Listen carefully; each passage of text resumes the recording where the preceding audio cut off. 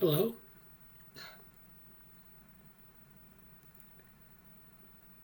Good morning. Morning. How was everyone this morning?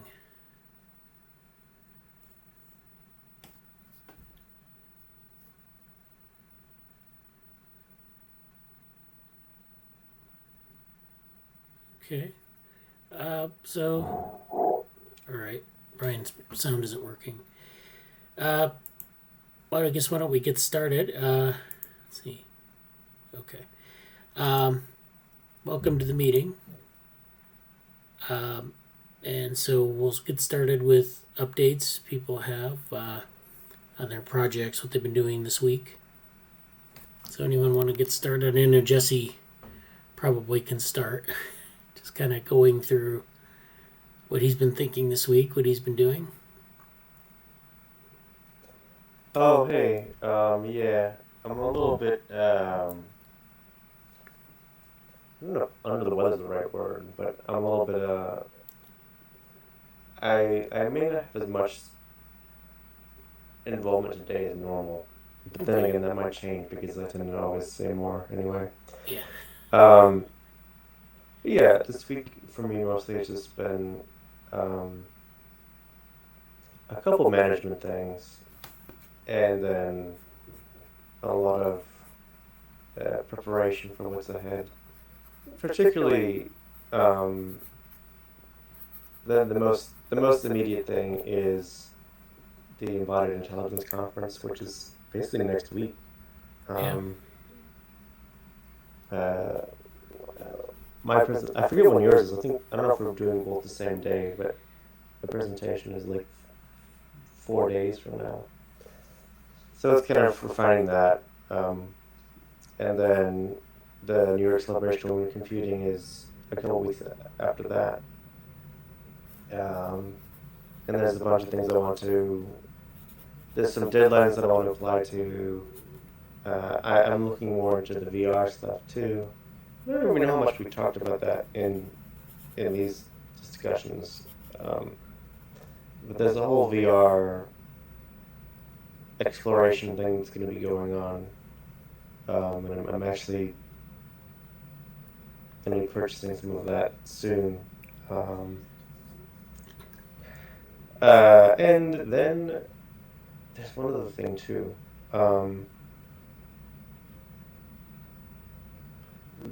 There's that's mostly it. There's a few other updates I may say later on too, but that's mostly my very simple outlook. All right. Yeah. Yeah, How's thanks. everyone else? How's the EI workshop preparations coming along? Do you have the talk? Like, are you getting there in terms of the slides and the content? Yes, but I don't really have anything to show for it right now.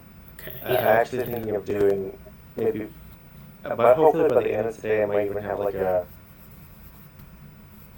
I wouldn't mind having a little like, preparatory, like medium post or something that's, um, like sometimes you can have a. It's nice to be able to refer to a website or a preprint or something at an event. I think I'm gonna try to have something like that. If not by today, by tomorrow, just have an external thing as well because I I'm waiting to hear back from Jenny about certain things because I know she's wanted to do a certain specific part of discussion about that. So yeah, the post itself will be not that large, but more of a teaser and a platform for other things. But I think having that out before hand would be a good thing. So yeah. Yeah. Who all is on that? In terms of authors. Um, I don't actually know in terms of like who was submitted originally. It could be. Well, that's the thing too. I was going to try. I was going to see if Amanda basically either wants to do something specifically, or I could just sort of mention some of her work on uh, the um, the analogy and the that aspect of things. But outside of that, it would probably be okay. Yeah, outside of that, it would probably be me, Jenny, maybe probably Avery. Avery may not want to be an author on this because they're very particular about some of that stuff. Uh, and then if you could be, I haven't excluded you from being an author on it, Bradley, because you technically are very involved with it. But I don't know if how much you wanted to be on that too. But it's open authorship in general if anybody wants to contribute to it. Yeah. But that's generally the lineup so far. Well, I think I could review it before the talk and give some feedback and we'll see. I'd be like to be an author on it, but we should go through it before you present. We can see what's there. Sometime this week. I mean, it can just be offline. It can just be like put the slides in the Slack channel and let people review them. And that goes for everyone else. If you want to, I don't know if we do this enough, but we should go through things before they're presented and make sure you look at them and give feedback, because that's useful to people when you give some feedback, especially if it's something that, like, it could be, you could contribute like a slide or two to something, but you could also comment on the rest of the talk, and it's helpful, even if you don't know that much about it, to say, oh, that doesn't look right, or some other comment like that. So those are always helpful. Let's see. Samantha said, thank you, Jesse, for the update. Samantha says, hi, I'm sorry, I've been having an issue for the last few minutes trying to get my mic to work on my computer. That's okay. And then, hello, Nirali, how are you? We have a new person here. Would you like to introduce yourself, Nirali? Hi, I'm Nirali. How are you? All right. So I'm currently studying online masters in computer science from Georgia Tech. And I've taken introduction to cognitive science, and I'm really interested about the subject. Okay. Well, yeah, welcome. You've come to the right place. We have a... What's that? I was just saying welcome aboard. Okay. Yeah, we have... We're talking a lot about that recently. We have some interns here from the University of Albany, and they have projects going on, so we'll be talking a lot about that in the meeting. So, Okay. all right. Who else wants to give an update?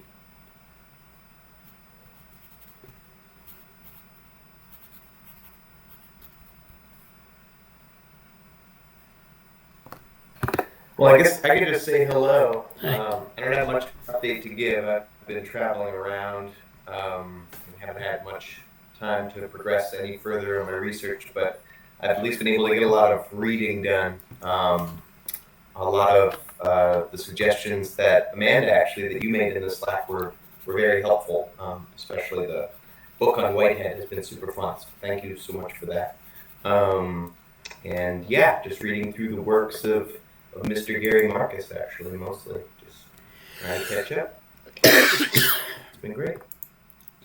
Yeah, it's great. Thank you for that update. Yeah, we're, I don't know if you're familiar with the AI debate. Well, I think you probably have heard of it, but there's one coming up in April or May. So, you should sign up for that.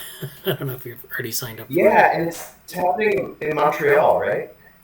I think it's Yeah. a hybrid event, isn't it? But it's also in Montreal. I don't know if they're doing it I have a live. friend that lives there. Yeah. I have a friend that lives there, so I might try to go if I can. It'd Okay. be fun. Yeah, it'd be great. Yeah, I'm actually going to try to do the same thing depending on the actual. I'll pull it up here, but I'm not quite sure which. They were going to do it in the winter and they pushed it back. I don't know if they're going to change the date of that, but let's see.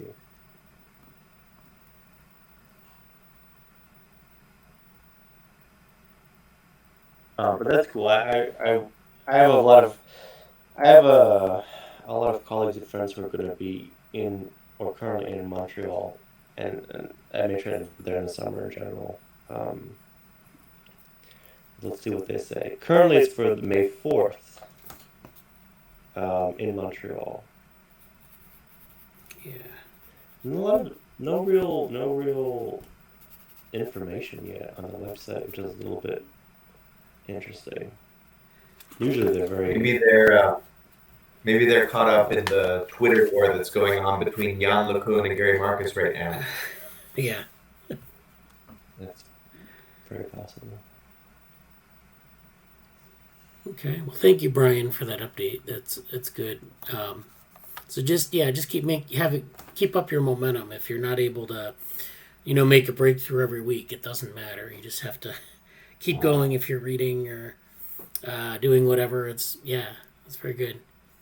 Sometimes you have to go through these periods of reading to get oriented to what you want to do. Like I find that sometimes I have to, I have like a goal that I want to do in a certain period of time, and then I find that I go through this reading phase where I'm just trying to feel things out, and then finally, you get oriented and you say, okay, this is exactly what makes sense. So that's the way it sometimes works. It's very nonlinear. It's kind of like you drop those little rubber ducks in the bathtub and they kind of float around, and then they start floating in a certain direction. Then they get stabilized. That's sometimes what you have to do with some topics. You have to go back and read, and don't feel bad if you get stuck and then you start reading and you shift your focus, because that's often what research is. It's not a linear thing. A lot of people like to do these long-term plans, but sometimes you have to be able to reorient yourself a bit and plan for that ultimately. So how about Amanda? What have you done this week or interest you? Yeah, I haven't really materialized any new research, but I started reading Stephen Grossberg's new book from 2021. I just read chapter 1, which was an overview, and it was just a little snippet of a bunch of different things that he's going to talk about. It's kind of all over the place, but it definitely sparked my interest, so I'm going to keep working through that. The Whitehead reading group, we kind of gave up on Whitehead. We had worked through that Maslow book, which was very good, but then once we actually started reading Whitehead, the group decided that we weren't going to do that, just because it was kind of painful to read his work. Too much concretions and rehension. It was too difficult, and I think it was not how people wanted to spend their free time, so not sure what direction that reading group is going to go in yet. But I really enjoyed the secondary literature on Whitehead. Otherwise no updates. Very good. What's the name of that new book by Stephen Grossman? Conscious Mind, Resonant Brain? Maybe the other way around. Yeah, this is the book that Yohan and his group went through earlier I guess last year at this point. So there's his Yohan's YouTube series basically goes through each chapter of the book. One of his playlists on his channel, I should say. And it's pretty good, if you want to have a discussion with that. I think I connected you two, Amanda and Yohan, but if you want to ask him any questions, or I mean, you can also comment on the videos, I'm sure. But that's a nice companion. There's a lot there, and I think that's a really cool thing to look into. Um, I incorrectly remembered one of the names of the people I wanted to ask something about. But I sent an email to Yohan this week asking to talk to. I think I said Max Shine, but that's not who I actually wanted it to be. I remember it actually was. I think his name was Nicholas Foley. Nicholas Foley has a really solid understanding of some of the history of cybernetics and some of the ways it developed. And I wanted to ask him about something specific. And I might go into details of that later, but suffice to say, it's a really cool thing to have a group of people who worked with Grossberg. They all came through his lab in Boston, and kind of, former students and people in the industry. Some of the, a lot of things were recorded, but you get a lot of interesting insights and stuff that was more off the record too, about just like what was the politics at the time and why, who was Grossberg and who was their attitude as a researcher, and how did they thrive and make friends in one context and then not do well in another context. So there's a lot of interesting things around that group. So I would check that out. See if I can easily pull a link for that too. Yeah, I watched the first video of that playlist. It was interesting. That's what made me want to read the book. Yeah. Oh,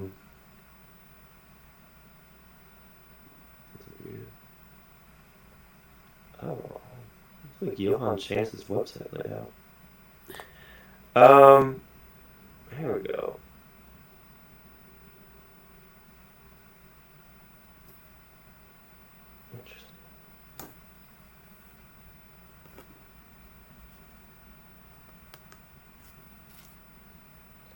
Interesting. This kind of work as a link.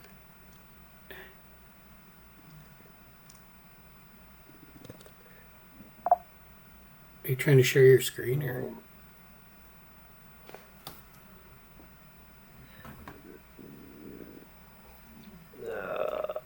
I wasn't actually, but it seems that was very weird. Okay. Anyway, put a link in the chat. That will send you some of my videos and stuff. Yeah. So let me share my screen then.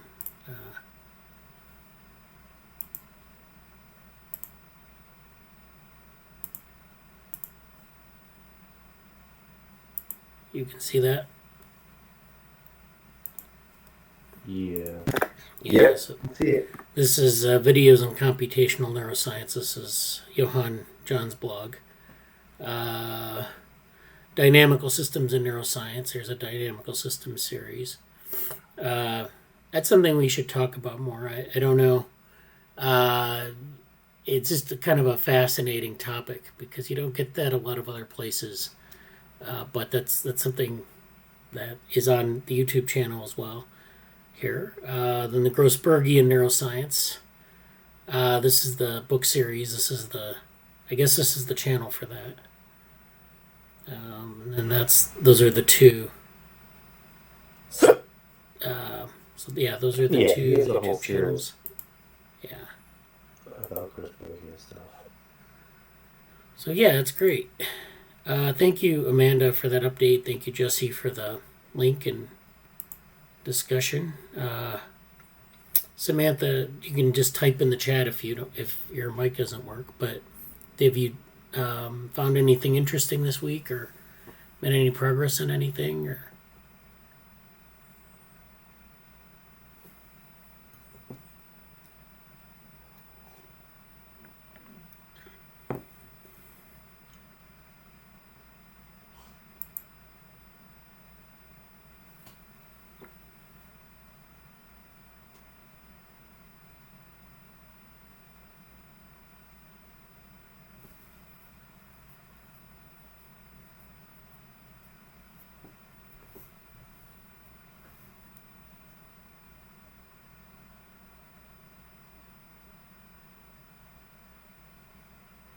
Okay, Samantha says, I've done a lot of work on my outline this week and have been able to organize my research a bit more. That's good.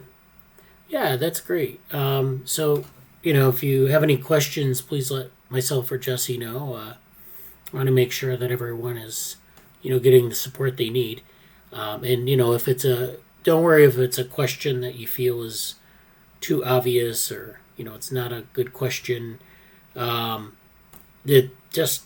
If anything, if you're worried about anything or have any problems with anything, and even if it seems like, that it's obvious, don't worry about asking it. That's why we want to help you. That's why we're here. So one of the reasons. I look forward to seeing more work, and a lot of this, you have to keep moving along and making sure that you make some momentum. That's the key. And so I think that's everyone's doing well. That's good to hear. So the next thing I'd like to talk about, actually Jesse came up with an intro. We were talking just about cybernetics just now, and Jesse came up with a question in the Slack. I'll share my screen here. And it's a cybernetics channel, so it's not this one, but in the this channel here. So this was on Tuesday. Jesse says, with regard to EGRT is the Every Good Regulator Theorem. So this is the thing that we focused on a lot in the group. Robert Stone and myself and Jesse have talked about this in previous meetings. And, we can go over kind of what that is at some other time. Or maybe we can talk about it now, I guess. That makes sense. So you had a question. The question is, what is the cybernetics take on how to model things good or well that have yet to be fully understood? Or what is the process of expanding the model, particularly in terms of scales, going across, or expanding scales? That seems to be something that's probably addressed somewhere. Maybe I could ask that email chain with Saffron and Polani. This was something out of last year's EI workshop. So basically, I gave an answer, and I don't know the answer to this, but I gave an answer. A similar question is when you encounter a domain when, number one, the details of the system have not been fully characterized, or two, the details cannot be fully characterized. In such a case, and according to the Every Good Regulator Theorem, the number of states being controlled are much fewer than available in the controller. But this does not help with control.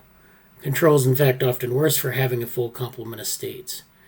There's going to be there is a lot going on with learning and acquisition here that I might cover later. So let me go over what the Every Good Regulator Theorem is, and I'm just going to briefly sketch it out, just so people have some idea of what I'm talking about here. So in 1970, there was actually 1969, 1970, there were a series of papers by Conant and Ashby. So I think Ashby wrote the one maybe it was Conant wrote the one in 69, and Conant and Ashby wrote the one in 1970. And it was, let me write down the names. And the idea was this Every Good Regulator Theorem. So in cybernetics, people talk about good regulation, or they talk about regulation. And the idea is that regulation makes the system more responsive, makes it better in some way. And so, the standard here is where you have a box and arrows model. You've seen this many times. I love to draw these where you have, this is the first order feedback where you have an input and an output. So this is the output, this is the input. This is the feedback here, the feed forward. So this is what they call closed loop first order control system or regulatory system. But this sort of thing, you see it in control theory too, where you have the input going into this unit, feed forward going to this unit, a feedback going back to this unit, and then an output coming from the second unit outward to an output. So the input and output, there's some transformation in this system that gets, has a feed forward component So it's like if I take my input and I put it into this box, there's a number that comes out and it goes into this box. This number is influenced by both the input state and then the feedback state. So this, I don't know, we can call these A and B. So this is A, this is B. A is equivalent to I. Well, it could be plus feedback, it could be multiplicative, so it could be times feedback. It could be some fractional thing, I don't know. The point is there's some some operator feedback. Then output is, or B is equal to feed forward from A. And then that's what you have. And then, of course, there's some effective feedback from A. So it's kind of like, the idea is that you have this iterative system. And the notation isn't correct because, it looks more like an evolution equation. But for now, we're not going to worry about that. You have the input coming into A. You have the feed forward going to B. Then you have this feedback. So the first time step, A won't have any feedback. It'll be 0.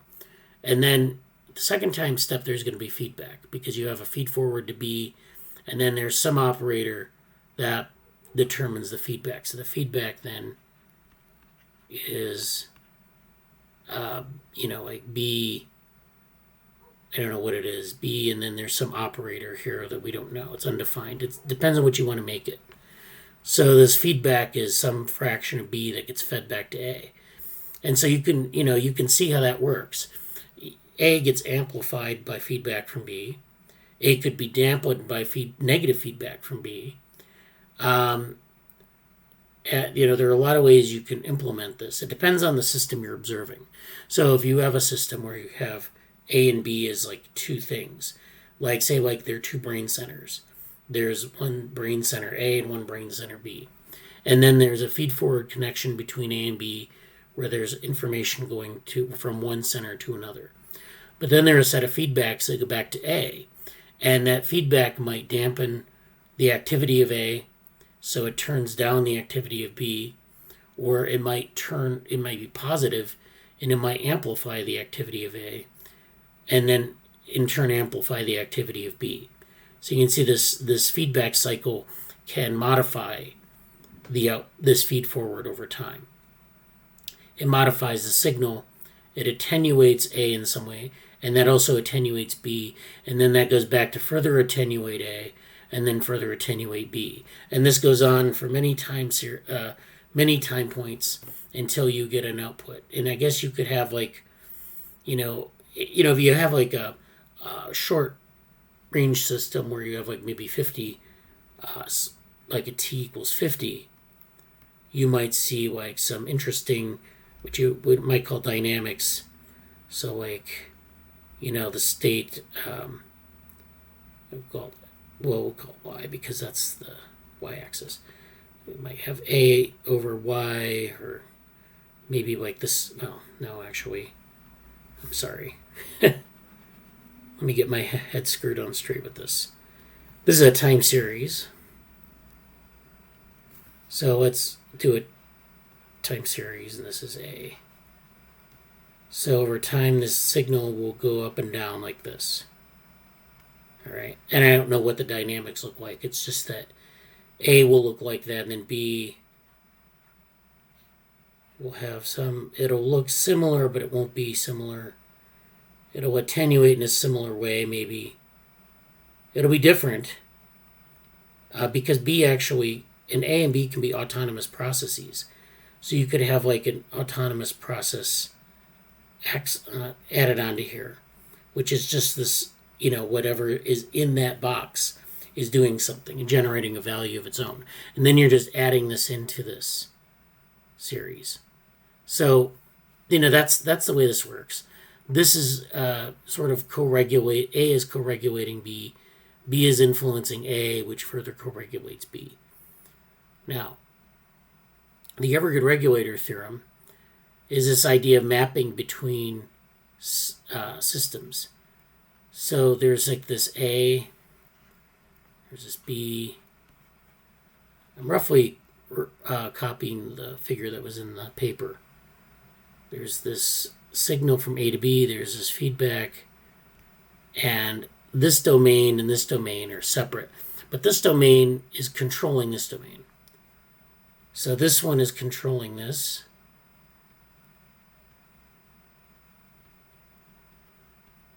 And this is the feedback here. So you see these are not equal partners. The controller is actually being able to control something in B. B is just feedback to A.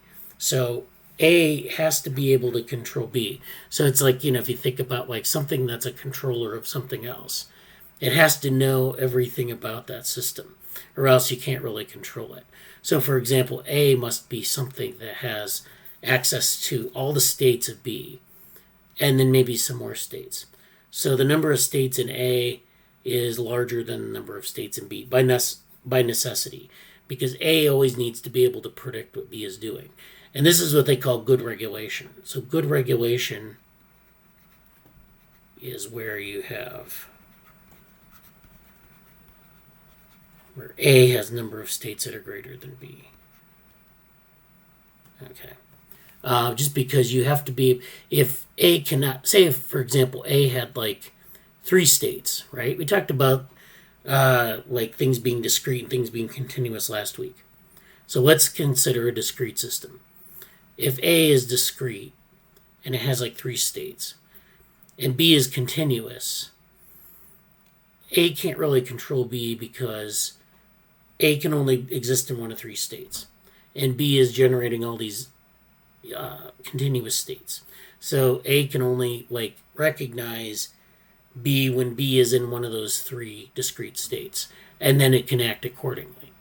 So like if I took a series, let's see, I had a series of numbers or values from like 1 to 30 or 0 to 29, and I had 3 intervals here. All right, and then B has like a continuous set of intervals from 0 to 29, so it's like, not just whole numbers with decimals in here, so it's really fine-grained. B can exist in a whole range of potential states, and only A can really kind of has one control regime for that entire set of states. So B could have, there would be a lot of dynamics in B that are going on here, but A can only give one response. Similarly, if there's something going on in this part of B, in this part of the spectrum of B, then A can only give you one response and control. So the control is really coarse-grained in that sense. So A can't really do much. It only can respond with a single state.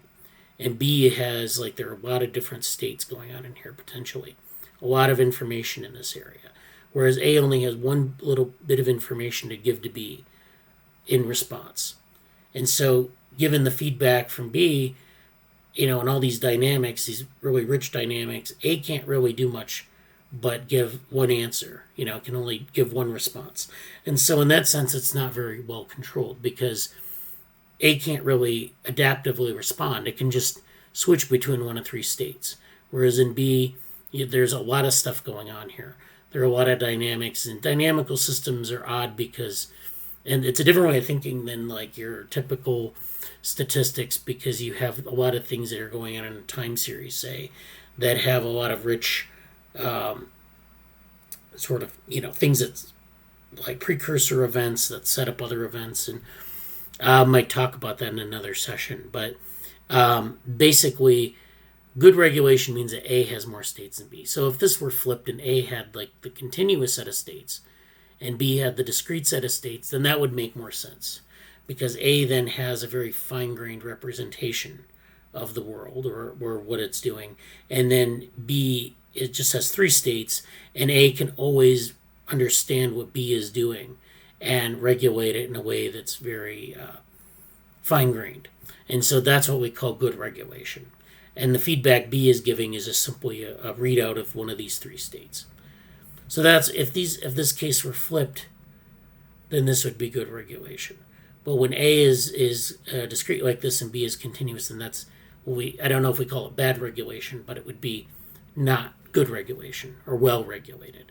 So, in those original papers, they give good regulation or well regulated, and it's like kind of, it sounds good, it sounds comforting, but it doesn't really mean anything. It's just kind of like a value judgment almost. Now, when you have like a system where you can't access all the states, like, in a system where, like a historical system or a generative system, where things are happening and being generated over time, a system may or may not have a representation of that. So, like, if I see something new in the world, I don't necessarily have a representation of that. I have to learn what that is. And then I have to fit it into a representation that I already have. So if we put that in this context, we know that, like, we have these discrete systems of representation. And there are going to be some missing pieces. There are going to be some things that, like, if you have something in B that's like a new thing that no one's ever seen, A is not going to have a representation for that. So therefore, A cannot control that.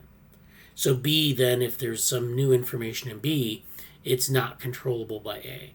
And so that's a sort of a gap in that feedback loop.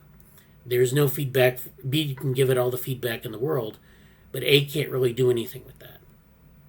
So that's the kind of the issue of, like, missing information or, like, new information coming into the system, is that new information sort of has to be in the controller rather than the controlled set. If that new information is in the controller, then the controlled set doesn't necessarily have to have that information incorporated in it. But it can have, like, the controller can respond in kind, and kind of, because these two things are linked. There's feedback from B to A. So there's always that potential to sort of build a new relationship there. If there's more information in A than B, A can give that, impose that new information on B, and then B gives feedback as to its current state, and A can sort of adapt to that. As opposed to, like, if A only had a couple states to work with, and B was getting all this new information coming in, A couldn't really control most of that new information. It could only, like, send a suggestion to B and say, don't do this, do this, and it comes back. So, if there's like a student and teacher relationship, the teacher usually has more knowledge than the student. The teacher then sort of controls the curriculum. If the student has much more information than the teacher about something, say some new fad, then the teacher can't really add much to that conversation. The teacher can just make some value judgment like, well, that's a bad fad, don't do that. Or, that's a really interesting idea. I don't know anything about it, but I'd like to try it. So you can see how that works. That's a very simple example of how that relationship between A and B. A controls B, B sends feedback, and there's this relationship, but A has to have more information, and it has to have more fine-grained information. And that's how what they call good control works. So that's my spiel about that. And I just wanted to bring that up because I thought it was an interesting thing, especially in light of some of the conversations we've been having. So are there any comments? Yeah. How does that relate to allostasis? Is it just one of the many mechanisms, or is it a way of considering the different orders by which allostasis might be approached, for example? Yeah, so let me go back to my board then. I don't know if this will answer your question, but I have something in my head here. So yeah, allostasis is an interesting thing because, and this is sort of the Peter Sterling version of allostasis. I don't know if allostasis is where you have like a stable state, and you have all these new states that you can enter. And so, like, in a physiological, like, usually in homeostasis you have a set point, and you stick to that set point. So in homeostasis you have the set point, you have the sort of thing that regulates a set point. It's always at a certain point. You have inputs, you have perturbations coming in, and the system always stays in that same state. In an allostatic system, you have other states that your system can transition to. So this is your set point. And then over time, you have like other set points that you can reach. So imagine if your body temperature were like instead of being, you're homeothermic. Your body temperature maintains a constant range. And when you experience heat, your body tries to cool itself down. When you experience cold, you try to warm yourself up, and you always try to stay in the same state. So you're doing things to the state to keep it in one place. Allostasis is where you have this state here. It's a set point, but then you can transition to other states. Like you can transition to something that resembles a set point, the original one. You can transition to a high set point or a low set point. It would be like if your body temperature had modes of adaptation that you could, and some organisms have this, where they have modes of adaptation. So some organisms have a set point, and then they have like a hibernation period, or they have like a hyperactivity period or something. There are different ways that can be regulated. But in order to regulate those states, you need to have information, like there needs to be some information about the perturbation coming in and what needs to happen in order to overcome that perturbation. So perturbation might be like a heat wave, and the heat wave would come in and the system would have to respond to that heat wave. So like the heat wave might be like A, and then the internal state might be B, and there's a regulatory loop here, so the A is like giving information to B. And A, actually, in this case, that's interesting because B would actually have to have more information than A. So maybe that's not correct. Maybe our perturbation is A, and our set point is B, all right?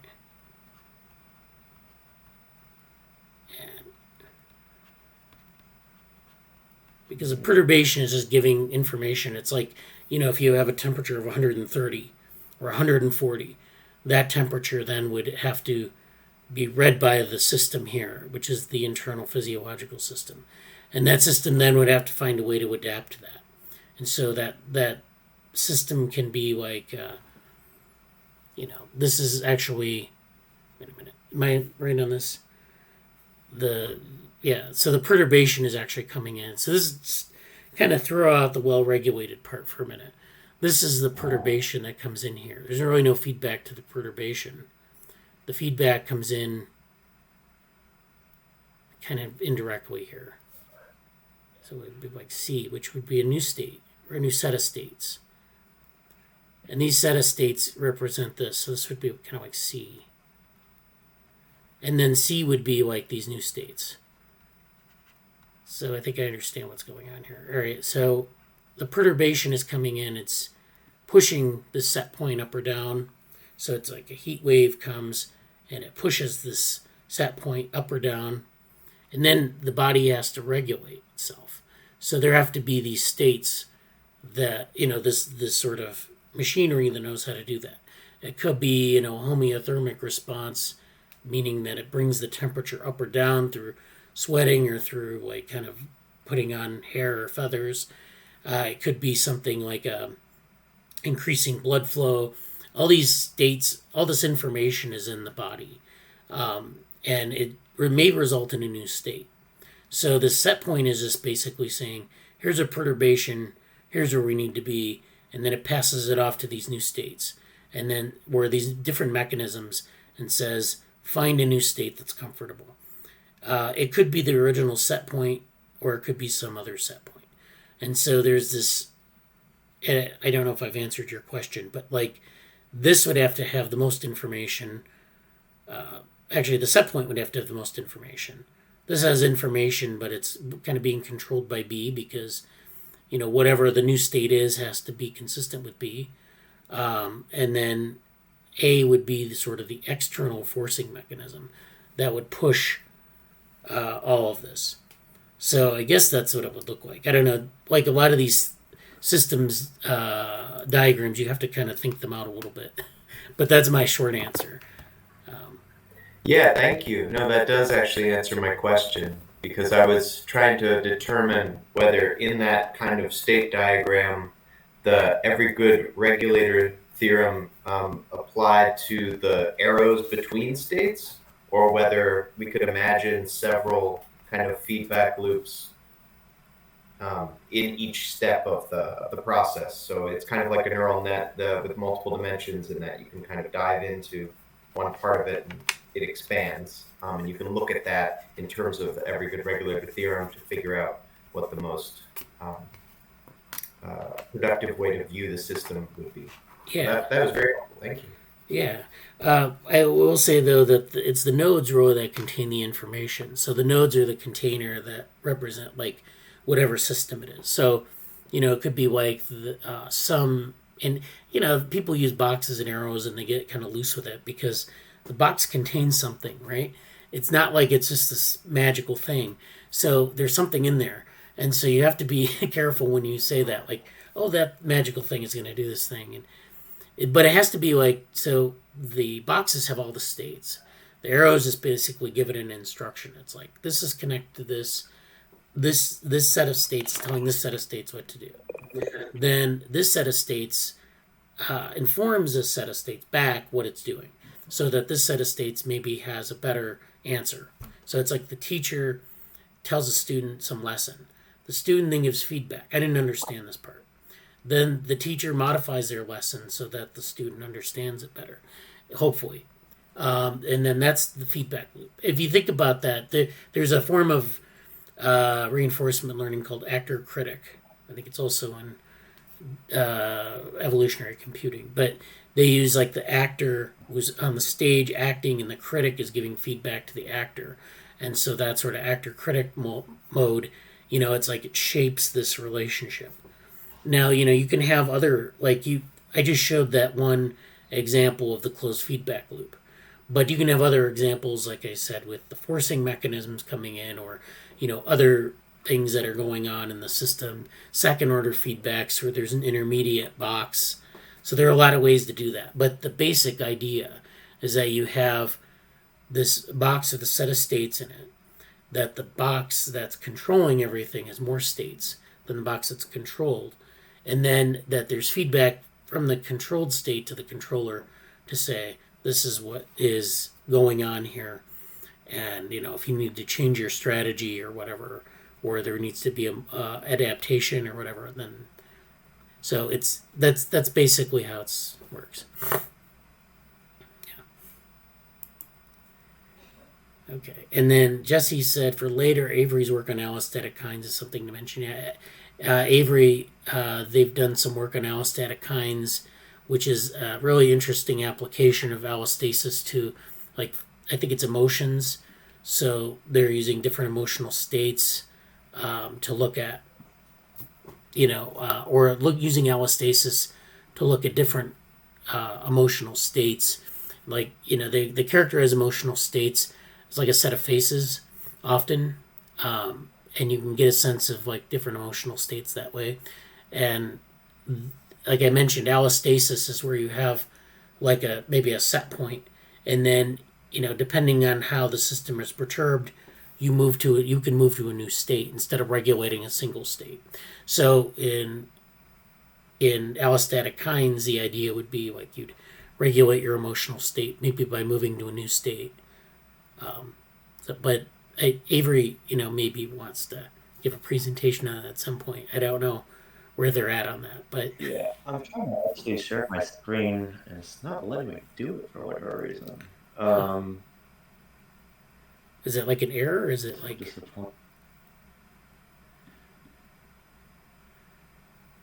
Let me try something else here.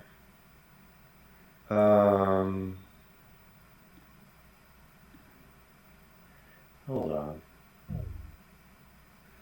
Okay. So Brian said, like a non-deterministic finite automata versus a deterministic automata. Yeah, there's some interesting things with deterministic versus non-deterministic. So, that would be an interesting point to follow up on. Yeah, it seems really, really obvious, like, that you're using the notation of automata theory to describe these systems in cybernetics. Is that, yeah? Yeah, there's a relationship there between automata theory and some of the cyber, and then control theory, which we didn't talk about, which is actually something that comes later and is more common than cybernetics, although control theory is very dense. in terms of its mathematics. So here we go. Jesse's got the allostatic kinds. Can you talk. see this now? Yes. So this allostatic kinds, it actually fits pretty well with the, and this is why I mentioned Avery may be part of the embodied intelligence workshop again, because I'll couch all this discussion by saying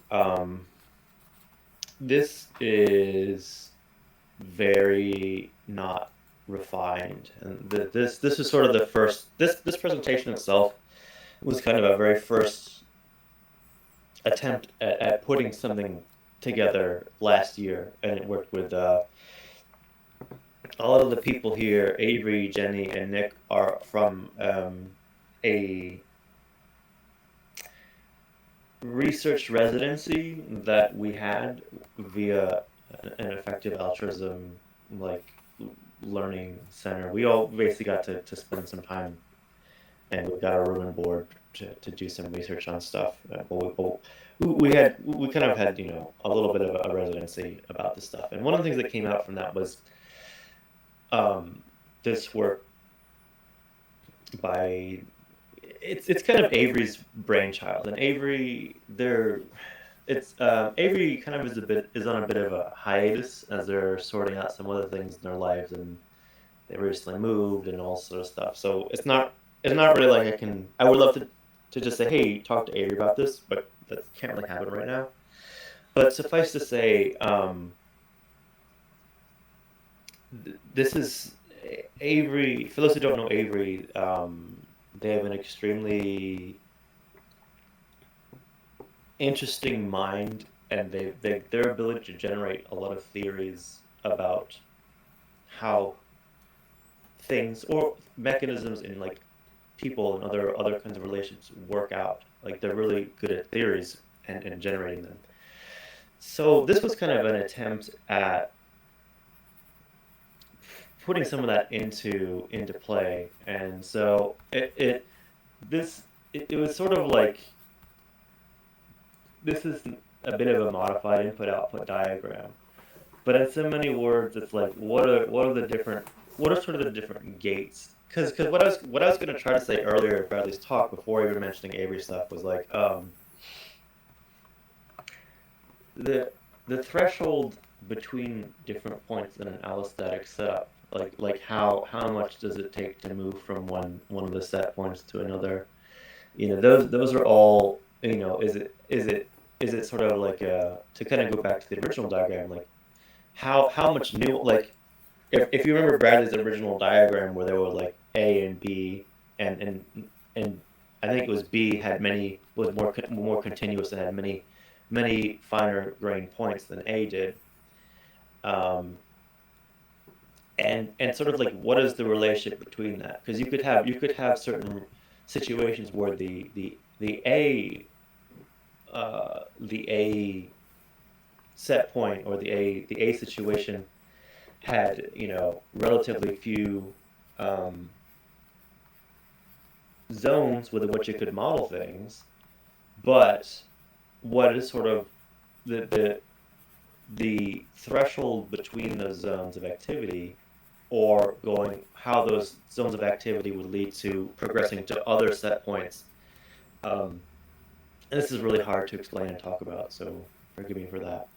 But just the nature of the change itself is not necessarily uniform, and I think that's a decent segue to try to say what Avery was kind of looking at is, yes, this diagram talks about like emotions and schemas and volition in kind of a perhaps anthropomorphized sense, but they were looking actually at some of the general principles to these things in a nuanced sense, and part of what this talk was about was kind of like, it's almost like how the free energy principle isn't really a thing you test, but it's sort of a principle that maybe applies across different domains or in certain areas. It was kind of like that, in the sense of trying to get at some of these general principles across these different backgrounds or different like domains. And so we had we had some different ideas. I'm trying to see if there's anything particularly interesting in here. We kind of mentioned what we've already talked about here. I think I'll leave it. These other models of behavior, and this is actually one of my favorite diagrams.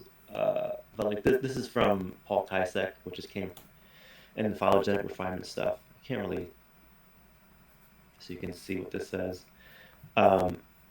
This is something that actually came up from Yohan's group too, when Paul Kysek was there. But this is much just a teaser for now. But basically, just saying, there were a lot of things I would have said also with like, it's good to think about neurobotics platform too. Interesting ties to brain vehicle stuff as well, because I think that's different agents could have different kind of thresholds on their transition points, let's say. But I'll leave it at that. This is a little bit of a something to kind of just mention that, hey, we work. There's some interesting stuff in this area, and Avery's sort of at a bit of an impasse right now. But that's for those people who are interested in that. There's work that will be forthcoming in some time in that area. But yeah, I'll leave it at that. Outside of that, I appreciate the presentation that Bradly had. I think it's helpful to situate some things. Well, thank you. Yeah. All right. Did anyone have any other questions on that or comments?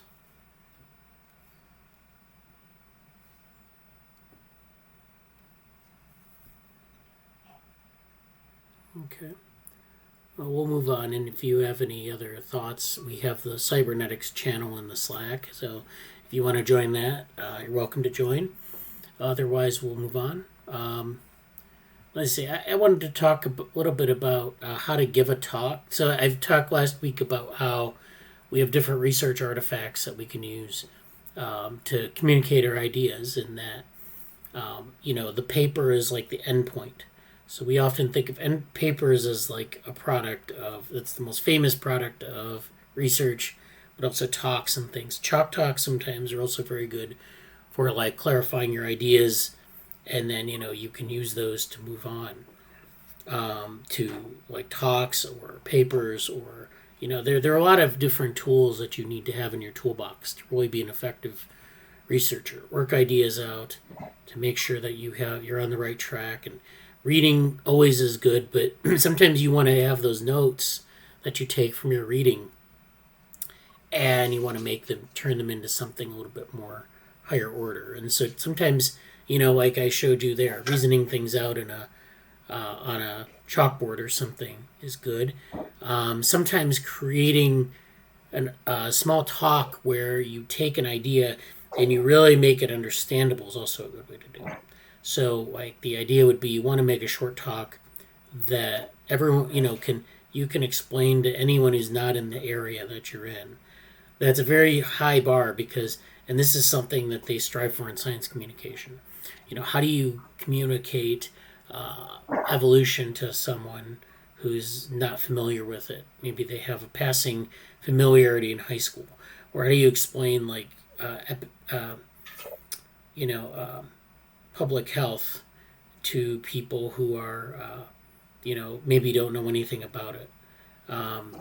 So there are a lot of things that are, a lot of uses for this. Today I'm going to talk about something called, it's something I did with a group called SciFund, and this was like, their interest is in science communication, and this is something called an Ignite talk. So the idea is that we had to put together 20 slides for a 5-minute talk. So each slide is a certain amount of time you spend on it. And the idea is you want to walk through a series of ideas very quickly. You want to spend, I don't know, what does that break down to, like 20 seconds per slide or something, where you have the slide, you get through it in that amount of time, and you move on to the next one. And so that's a good way to, like, you want to just constrain yourself to 5 minutes, give yourself a certain number of slides, and that way you can, like, kind of sort of, really forces you to sharpen your sort of explanation of what it is that you want to communicate. So this is actually quite useful in sharpening research. So this is one that I did on complexity theory. So there are a range of ideas in here, and I'm going to go through it here. I'm going to give the talk in 5 minutes, hopefully. I'll probably not get it right, but I haven't done this in years. So this was from like about 10 years ago, maybe. So this is about complexity. Are you sufficiently complex? How to celebrate it, leverage it, and not avoid it. So then I talk about from Occam's razor, which is the idea that the simplest explanation is the best, to Einstein's idea of something being simpler but no simpler, to Mandelbrot's ideas about complexity, which really celebrate complexity and play down the simplicity of it. And then talking about the definition of a scientific black box. So I took a nice cartoon from XKCD and put it up that says, I don't understand how my brain works, but my brain is what I rely on to understand how things work. Is that a problem? I'm not sure how to tell. So it's like kind of communicates that idea. And then this kind of goes through like a model of the brain where you have a feedback between the brain and stimuli, correlates in future brain states in this diagram where you have stimuli coming in to the brain. There are correlates you can measure. There's a brain state X that's in this box, and there's a lot of complexity in there. So we usually model, like say the brain is an I/O system, but it's really a complex system. That's the idea. But so actually the brain involves a lot of recursion, and this complexity is something that we need to be able to embrace, and it turns a black box into a gray one. So then move on to like something like chaos theory. So sometimes small scale events, say a butterfly flaps its wings in Kansas. Hello, Hurricane Dolly. This is a picture of like Ian Malcolm from Jurassic Park, and that's something people understand. It's sort of intuitive. And then this idea of small perturbations magnified. So you perturb a system and then you magnify it and you get an outcome that you didn't expect. So sometimes small events have extreme sensitivity to their initial condition. So this is a picture of an attractor map where you have attractor points and their states. So your initial state's in blue, and then these black circles are equilibria. So it shows that the different initial conditions lead to different points, lead to big consequences. And then this is just kind of going over some of the big consequences that you can see from small perturbations. The lesson here is complex systems live and think outside the box. And then I move on to Poincaré. Poincaré is the long-lived Poincaré. And this is a French mathematician who did this work on recursion. This is sort of a nice visualization of recursion. So Poincaré here says, want to see a neat trick? Count to 11. And so the question is, how many ways can you rearrange the pixels of an image? And then the answer is the number of pixels. That's factorial. So there's this equation you can use to calculate the number of perturbations in an image by manipulating all the pixels and calculating the different number of possibilities, and that involves a mathematical factorial. And then there's no peaking, but there's a surprise in store. So this is the idea that you go through this, you can perturb this image in different ways, and you can see that Poincaré is now kind of like squished and he's duplicated, and then it's turned into these lines, and then kind of you see him kind of coming back, and then there's a surprise in store. So what happens, and this is from a paper by Jim Crutchfield in Scientific American from the 80s. They've generated all these images of Poincaré, and they start off with this base image, this initial condition. They perturb it in different ways, and then eventually they're able to recover the image, or something that resembles the original image, in 192 steps. And they're using this I can't remember what method they're using to do this. But the basic idea is that you start with an initial condition, you explore that state space enough, and sometimes you can recur to something that resembles the initial state. And so at the end of this process, ta-da, I'm a self-fulfilling and recurrent phenomenon. So this just shows kind of some of the neat tricks of complexity theory. and how it relates to some things we talk about in the real world. This is computational complexity. This is Watson, which is, I think, now dismantled. But this was when Watson was playing Jeopardy. And it says, think big data, think parallel. So there's a lot of parallel processing and collective behavior. Why does this keep... Okay. There's a lot of parallel processing and collective behavior, as we can see here. You have to think leaderless or think about swarms where there's no leader but there's still a lot of order. So this is something that we think about with computational complexity, where we have these large problems that seem intractable, and then you have, you can think about them in a way that's, causal, or you can think about them in these kind of swarm or leaderless type approaches, or these parallel approaches is a bigger class of these things. And then this talks about computational complexity. Where do scientific problems fit into the scheme of computational complexity? So we know we can deal with NP problems somewhat, but we still have limits there. But there are a lot of other layers of computational complexity beyond NP that we've never been able to really tackle with a computer. And so scientific problems maybe fit into this framework. Maybe they're NP hard, maybe they're beyond NP. So thinking about like computing, applying it to problems, we can apply it to something like protein folding or some other domain, but and we can solve those problems somewhat. But other problems like social systems that are big and complex and have a lot of feedbacks and recursion, those things are not, we can't necessarily solve those very well, even with computers. And so where do those lie in this spectrum? And then happy 50th birthday chaos theory. So this is like, I guess that's like 10 years old. So this is just showing fractals. This is where this tree has infinite subsets. And then the lesson here is sometimes the forest is composed of trees, and then sometimes that forest is chaotic. So the idea is that, seeing the forest through the trees, and sometimes that forest is chaotic, so it's hard to see the forest or understand the forest. And then this is the end of the talk, or is it? This is a Mobius strip, a surface with no beginning and no end. And then this has a connection to the Gödel-Escher-Bach book, which we covered in the meetings. And in this book, they talk a lot about these kind of recursive structures that have no beginning and no end. And sometimes people aren't comfortable with thinking about that. We like to think about a beginning and an end. Sometimes things aren't like that. Sometimes they have these continuous qualities. And so that's the end of the talk. Maybe it's the beginning of the talk. We don't know. And so this kind of like, it kind of goes through a lot of these ideas. It kind of brings them down to some level of understanding. I don't know, maybe I made it worse.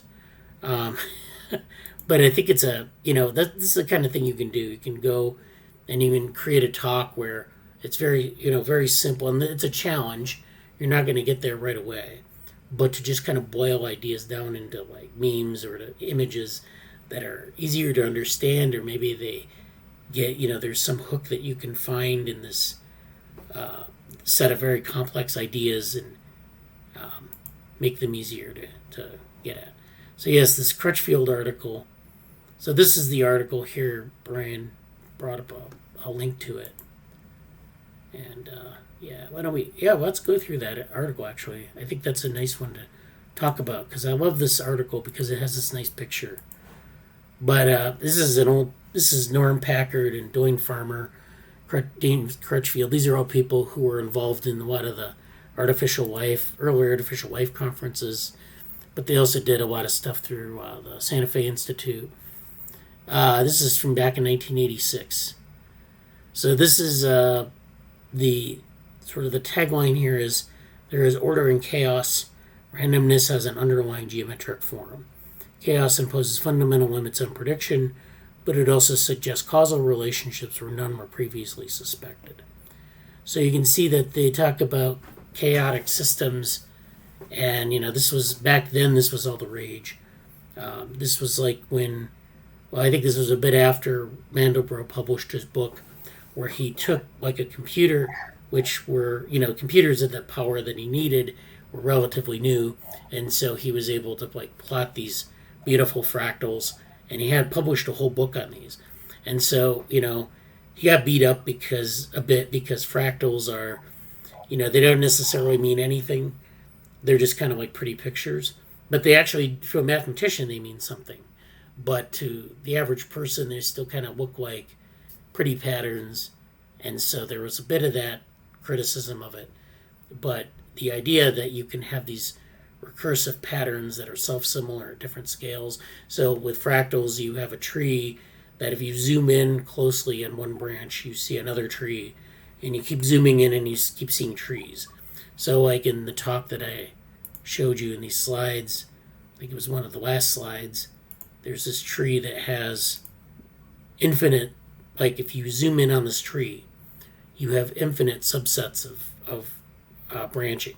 So these branching patterns exist at many different scales, and this is one of the really nice insights of fractal theory and, kind of how that works. In chaos theory, it's a little bit different. But so the idea is that you have this image here, this initial condition, and it's an image of a person, and you can see it, and you can understand it. And it's composed of pixels. The pixels then can be, it's just like this image broken down into discrete squares. But what you can do with those discrete squares is you can transform them. So you can stretch them, you can stretch the properties of the image. You can add noise to the pixels. You can do other things. You can turn them in a different orientation. So they digitized this initial image, and then they let a computer perform a stretching operation. And then they did a bunch of mathematical transformations to these different pixels.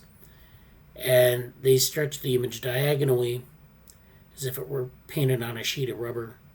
So these kind of transformations are actually something that go back to, the 19th century, and Darcy Thompson actually, who was he was actually a biologist or a mathematician biologist, and he did a lot of stuff with like transforming phenotypes. He'd have this grid where he'd draw, like a fish on the grid, and then he'd find the different landmarks on the fish, like the gill opening and the tail and things like that. And then he'd take another fish that looked totally different, and he'd fit that original grid to that fish. So he'd warp the grid, or alternatively warp the fish's phenotype to fit the original grid. And he could do these kind of operations to show how phenotypes, sort of are transformations of an original body plan. And so that's kind of what they're doing here. They're transforming the image in different ways. They're stretching it out. And then they kind of go through, this number represents the number of transformations that were made. So it's not a time series. It is a time series in the sense that you're adding one transformation per step. But the idea here is that you go through these different steps of transformation. You're stretching it. It's kind of like taffy. You stretch it in different directions. And it's changing its property here.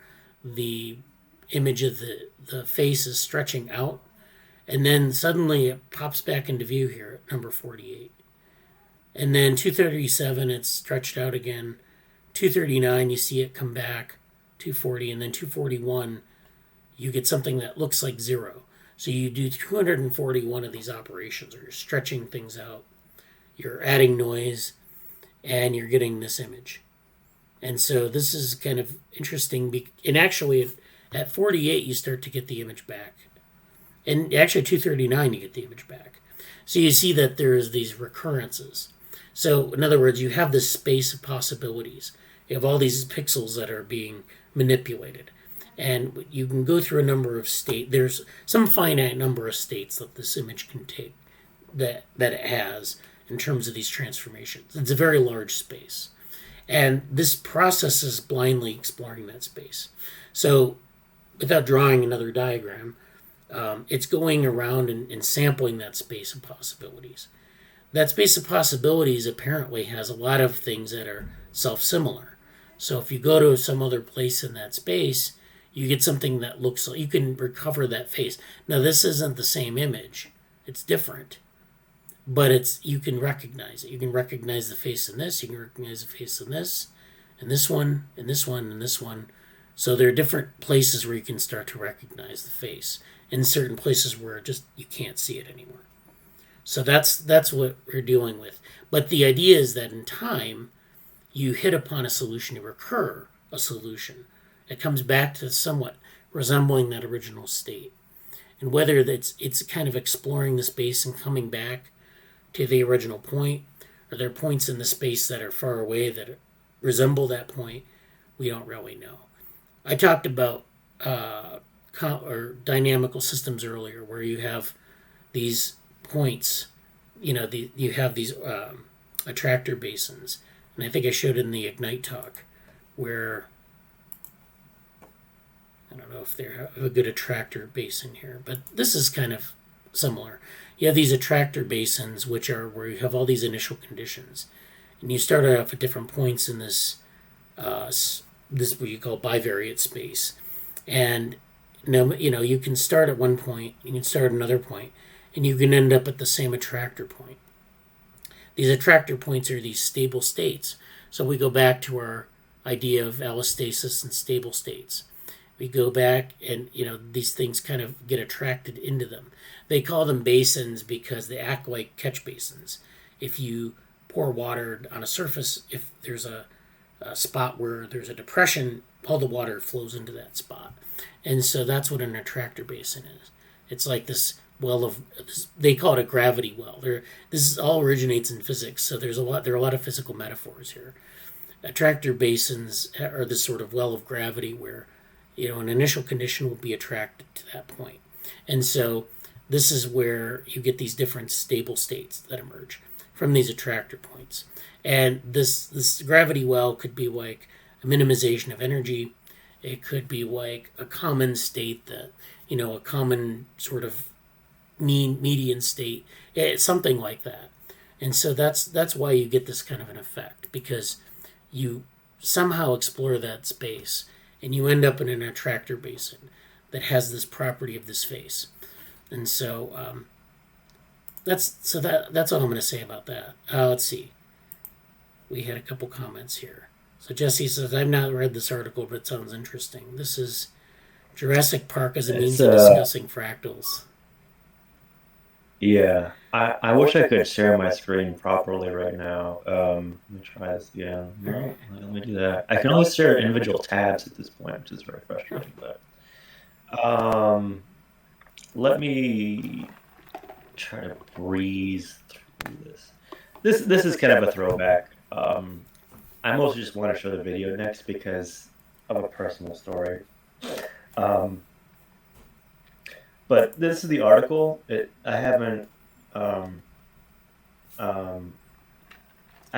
just saw it when we were talking today, but it's kind of interesting to see, more about fractals here. And it's funny. It's a little bit personally surreal to be in the conversation today about this, and just to be in the context of the lab and everything else. There's Ian Malcolm, for those who don't know who he is. But specifically, can I share this tab? Can I change this? Okay, fair enough. So what I actually want to show is specifically, just for myself. There's a video game a long time ago. I don't even know when it came out. I played it when I was very young, for like Super Nintendo, which is the third generation, very old, much older than current stuff. And this is what it looks like. I don't know if can you hear the sound when this plays? Yeah. Yeah. Okay. But like, this is not that interesting to look at. But this is when you went to like let's see if we can just find it.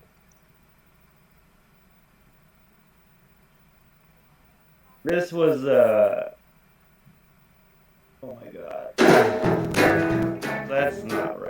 Here you go. This is like 1993 state of the art. So this is what it was like back in the day, and I was not playing since 1993, but this is one of the first like video games I played a long time ago with like I think my cousin and I had this notebook about it, and like it was like it was kind of like in the proto internet days, when it wasn't really that figured, but it was very like it has a mouse cursor here, but this is actually on like Super Nintendo, which is like just a basic Nintendo system. Welcome to Jurassic Park. There you go. Welcome to Jurassic Park, and you go around and you like shoot dinosaurs. Because what else are you gonna do? But you go to the terminal, and there you have to, of course, if you know the original Jurassic Park, the thing you have to do is you have to reboot the generator to get the power back on, because a certain individual decided to turn the power off for nefarious reasons.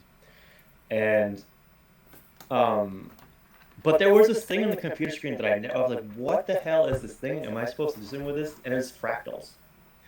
So as a young person who was like, here's mine, and didn't know anything about anything, I was this thing like it's got this. It's kind of like it felt weird. Like, okay, well, his hands on the screen, he's pressing these buttons, and I'm like, what is going on here?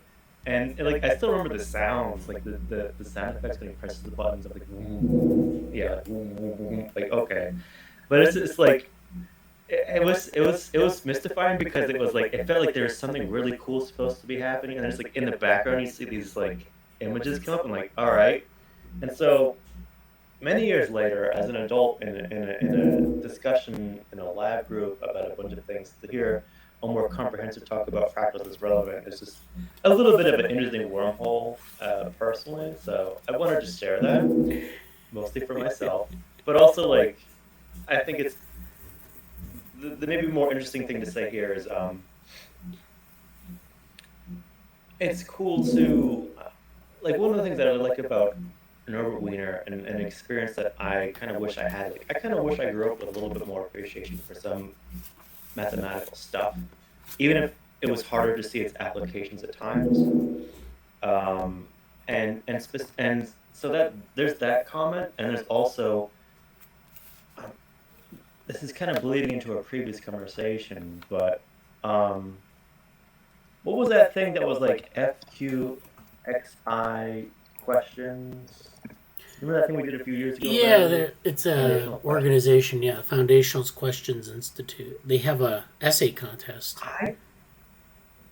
Yeah. Did they have a new one? I don't think they've had one for like 2 years or something. Yeah, they usually have them every 2 years. They're probably due for one. We actually submitted something to this one a couple years ago, and it's kind of related to dealing with unpredictability, uncomputability, and undecidability.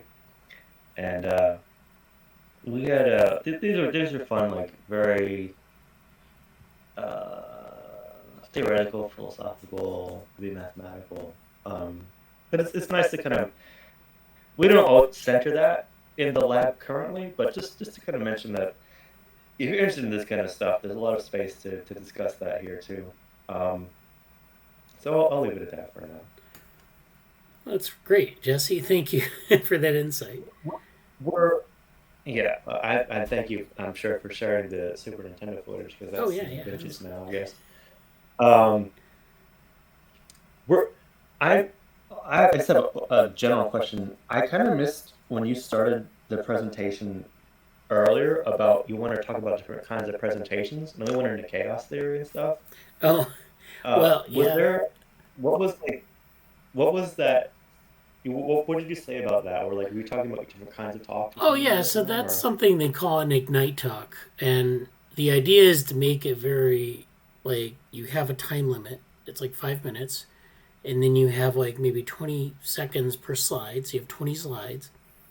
And then the idea is to take an idea, break it down into those units, and then, kind of give a better, kind of give a reasonable explanation and have like a theme running. So with this talk, I know it seemed a little disjointed and I didn't go through it the way I was supposed to, but, the idea was that you introduce these concepts in complexity theory to people. just kind of hitting on some points that you want to make. So I wanted to make the point that you have that there are things in the world that are very complex. It's different than the way we usually see them.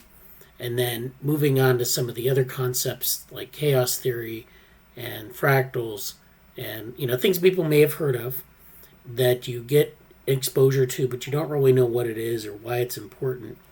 And then just giving people a taste of what's interesting about it. So I didn't want to do a deep dive into fractals, for example. That's why I was a little bit I skipped around a lot because I was trying to hit a couple of different ideas. But you can see how this might be useful to someone where you're trying to understand an area that's really complex. And you don't want to communicate all that complexity to people. You just want to communicate like an example or a basic idea. And that's why I like that paper with the image of Poincaré and the Poincaré recurrence, because it's very intuitive. You can see what's going on there, step by step. Or sometimes like the if you just use fractals, they have you can see very visually what that process is. You can write a fractal out in mathematical notation, and it's very hard to understand, but the images are much easier. I'll go ahead, Jesse. I think that's a similar setup to what I'm going to be doing for this. I think at this point, the embodied intelligence, my thing about taxonomy will kind of basically be a version of that where I'm kind of just going to be looping. I think I just wrote something down that I was going to say, but I can't find it where I put it.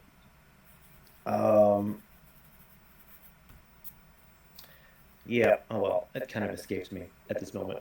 But I think I'm gonna actually focus on basically that similar topic or similar format for what I'm gonna do because I think I'm mostly gonna be presenting a problem in the form of how do we deal with for those who don't know, my topic's gonna be about basically moving towards a taxonomy or a shared set of terminology for agent-environment relationships. And I had that in mind pre-existingly. And then Richard Sutton had the paper about the quest for a common modeler thing, which that's cool. And it's good to see from his perspective that interest in that thing too.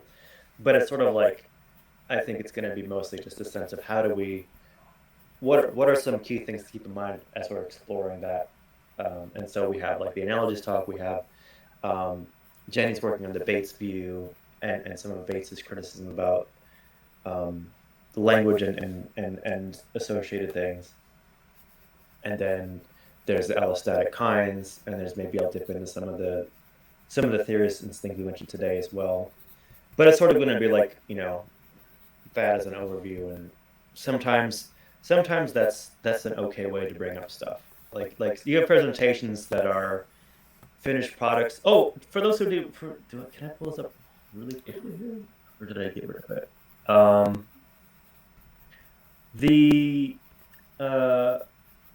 Just to kind of specifically reiterate what I pointed out. Also, I put in the chat the Darcy Thomas on Growth and Form link. So for those who don't know who he is, he comes up. It seems like once a month, once every 2 months, we mention Darcy Thomas. So yeah, that's kind of cool. That's the page there. But what I wanted to show specifically is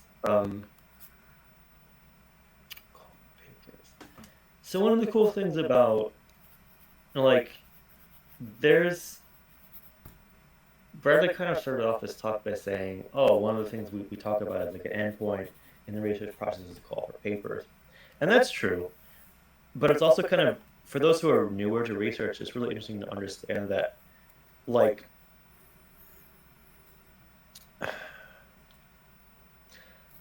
it's different in different fields. But what you'll find is, for example, NeuroIPS, formerly NIPS, they when you submit something to NeuroIPS or some of the IAAA or even the IAAI or the IEEE conferences, which are like very technical or engineering oriented or whatever, a submission to the main conference itself typically has to be of a particularly refined product, or not product, but you kind of have to be at a certain stage. Not always, but like for the main event, you have to kind of be in a certain part of your research in a lot of ways. But like what this looks like in different fields,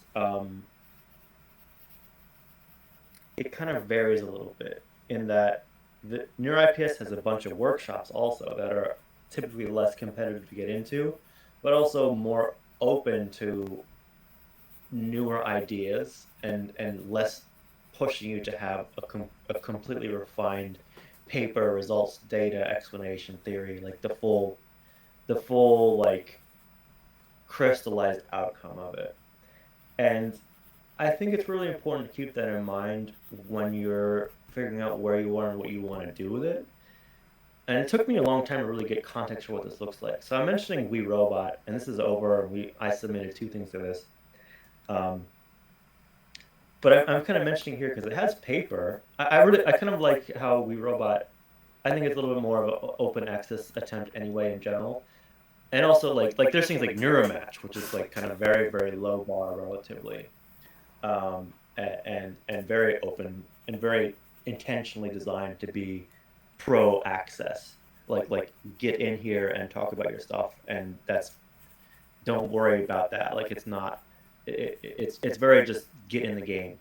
And I like how Robot talks about stuff because they talk about papers, they talk about demonstrations, they talk about posters as well.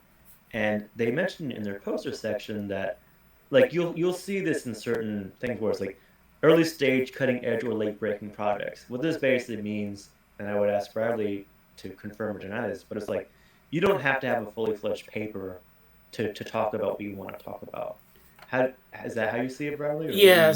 well, early stage research is like where you have like maybe not a result yet, or you have like a very basic result. So like a lot of what people here are doing is something early stage.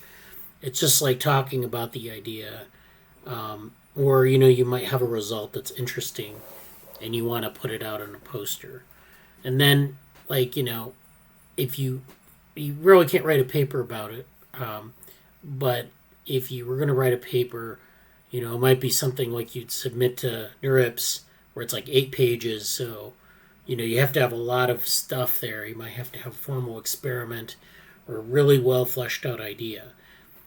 So there are these different stages of development of your idea. You really early stage stuff is just kind of like, here's the idea, let me cite some papers. Then like they usually think about it in terms of like applying it to some set of experiments or some model, and then the full paper could be something like that. And then that's a conference paper, and then like maybe a journal paper would be even larger, where you'd have a series of experiments, or it would be you can think of it in terms of word count. Some early stage result might be a page. Some conference paper would be like 8 pages, and then a journal paper would be like 20, and then they all have more involved research. So it could be like a long review versus a very short review, where you have maybe in the early stage research, you have maybe 20 references. In a conference paper, you might have like 60, and then in a journal publication, you might have 100 references. This is for like a review of a topic. So you can see that you're building on top of. So, one strategy would be to like do an early stage submission to get the idea out there, do a paper, conference paper on it, and then do a journal paper. Now in computer science, because things move so fast, which is like NeurIPS and We Robot, it's a lot faster than say like psychology or philosophy. They use a lot of the conference submissions as like the papers, because technology moves so fast. If you wait, by the time you wait for a conference or a journal paper to be reviewed and published, that area is already kind of out of date. So you don't want to wait. So that's the idea too, is that you have these time windows, and sometimes something's very, very timely and you want to get it out.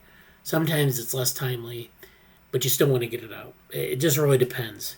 But that's the idea. It's really about the development of the idea and the research. Yeah, and there's sort of this particular art form. I'm honestly not even sure how to refer to it, but there's sort of this art form of like, and this is kind of shop talk about being a researcher right now, just to say that, but like, there's sort of this, you kind of get an intuition for like, oh, now would be a great time to submit this or talk about this, and then you have these things in the back burner that are in development, like if there was a sudden, like, a major resurgence of talking about cybernetics directly in a certain way, I think between Bradly and I and like Rob Stone stuff, there would be like an immediate ability to focus and produce certain things that are just hanging in the balance. Because right now there's just not an immediate, like, urgent impetus to do anything about them. And it's sort of like, how do you juggle these things? And so much of it also, it's this weird mix of leading the charge in an area and having support, whether that's other people supporting you or financial support in some ways, or just almost support internally from consistent interest. And that's partly why, Garlic talks about making progress, and progress is more important than results, or momentum is more important than results, I should say. And keeping momentum going in an area is a big thing, and you kind of get these higher level potential outputs of like this conference, or I'm going to do a poster session. And like I was saying with We Robot stuff, I wasn't sure, and I actually asked them for an extension and kind of had some time to think about it. And like, okay, I'm going to submit 2 poster sessions right now because one of them could very much become a paper. What I think right now, and it's really tough because it's one thing also that's really important to know is that the start, at least for me, and I very often have Bradley talk about this, but for me, I feel like the start of the year between like January and now, basically, is a really challenging time for me internally as a researcher, because like the We Robot event is not until September. And there's just a completely non-linear, non-direct process of so many things that are happening this year. Like the Embodied Intelligence Conference I submitted to a while ago, and then it's coming out next. The New York Celebration of Women stuff, that kind of has a very clear runway, and some things just have very different timelines for when you would talk about something and when you're doing it. And it's sort of like, there's sort of like, do you fit your research based on getting into an event? Maybe not really. Like, there's different ways you can do that or not, and it depends kind of on what you're doing, what's established or not. If you have a very established thing you're working on, then it's kind of fitting that outcome or what you're researching to a specific event or opportunity to talk about it. But the start of the year is always really tough for me, because I feel like I basically in the span of a week, I could have 3 or 4 or 5 deadlines to submit something, and that they could be due. I could be presenting on that topic next week, 2 weeks, a month, 3 months, 4 months, 6 months later, for all the same deadlines, basically. And it's just, that's a really confusing process. So I just wanted to comment on that, and we can move on to other stuff, or if you want to say anything, Bradley, it's fine. But I'm still learning as an early career researcher myself. I'm still learning how to deal with that stuff. Yeah. Well, I agree, and I think that's another thing that another thing to pile onto the pile, or something you have to learn, is to have this sort of scheduling ability, like thinking about how you're going to allot your time. So you have a finite amount of time, and you have all these deadlines, and you have all these things you want to do. Think about like how you would prioritize some of these things. So there are things that you might want to develop out a little bit. You want to keep track of like different deadlines for different conferences and special issues of journals and things like that. So you want to have like kind of a pool of things to submit to. And then, you could even like just submit it to a preprint server or a journal whenever you want. There's no deadline on that, but you want to have a pool of things in mind of when you want to submit things. Give yourself some deadlines. Sometimes they're self-imposed, sometimes they're by the calendar of the event that you want to present at or whatever. And then, have a bunch of things sort of in the pipeline. So as you're doing research, think about different, you're doing your reading or you're doing sort of these initial ideas. Think about things you want to kind of like, think not only about the research, but about the vessel. So think about like how I want to communicate this idea. So let's say we were going to do something on the Every Good Regulator Theorem.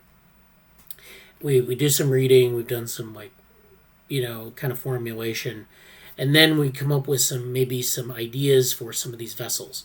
So I want to do a presentation on this topic. And it can't just be it can be a broad review, but, eventually you want to boil it down to different questions, different little perspectives that you want to take on something that is unique, that gives you your kind of fingerprint on, your stamp on this thing. So like for the Every Good Regulator Theorem, we might be interested in exploring allostasis and the Every Good Regulator Theorem. Okay, now we have this idea of a topic. Now where do we want to submit it? Do we want to submit it to a journal or to a conference? And then you just look and you see if you can find something that's appropriate in the scope of the conference, and then note the deadline. And then you say, okay, what do I need to produce by this deadline? I need to produce a paper or an abstract. Abstract is an easier target to hit because you don't have to put as much into it. But sometimes if you may have to just kind of do a sprint and say, I'm going to do this paper by this time. And I think I can get everything together. And you just have to just go for it. And if you don't make it, if it doesn't get accepted, you still have a paper that you can work from. So, target events, kind of think through different pieces. I suggest like you have this broad area that you're interested in, you're reading, and as you're reading, you'll find themes that are interesting. And then identify these areas that are kind of like chunks, like, it'd be two things that intersect that you find interesting, or two things that, maybe something that no one's ever talked about in the literature. And then, find a way to kind of target those areas with something like a talk or a paper, and then find some venue to put it into, and then get the word out. It's a very hard thing to kind of get together, but you have to do some planning on it, or else you don't really, you can maximize your message and your opportunities by doing it that way. That's definitely how we do it here in the lab. We have our list of submissions, our list of things that we want to do, that we identify opportunities and then try to go for them. And then we kind of fit what we're doing into that schedule. So that's a good transition to our submissions document. The rest of the meeting, I'm gonna do that, and then I'm gonna talk about a paper or two. So again, like, if you have to leave at the top of the hour, go ahead, but I'm gonna probably go over a little bit. So our 2022 submissions, again, I don't think it's changed much since last week. We have NetSci 2022, actually, was that? There's something before I forget. I do want to mention it on the submissions document. Okay. There's not a registration date, but the conference is Computational Cognitive Neuroscience, and it's in San Francisco, and I believe it's in like September. Let me look at it right now. I don't mean to interrupt, but it's one of those things where like if I forget it, it'll be bad. I think I mentioned this to you. Megan K. Peters mentioned this. She's talking about it again. Megan K. Peters, for those that don't know, is an interesting consciousness study person. I'll put the link in the chat there. Okay. So I can find this thing. Yeah. I'm almost there. Okay, it'll be in San Francisco. I finally found it. It is the date. I'm going to see if they have anything for. No, the registration is not yet open, so there's nothing to say. But the event itself is in late August. Excuse me, it's in Okay. August 25th. If we put a link in there, I'll just send that. Yeah, send the link. I mentioned this specifically because it's something to keep track of because it'll be a really cool like overlap, and Megan K. Peters is really one of the most out there people. That sounds kind of strange.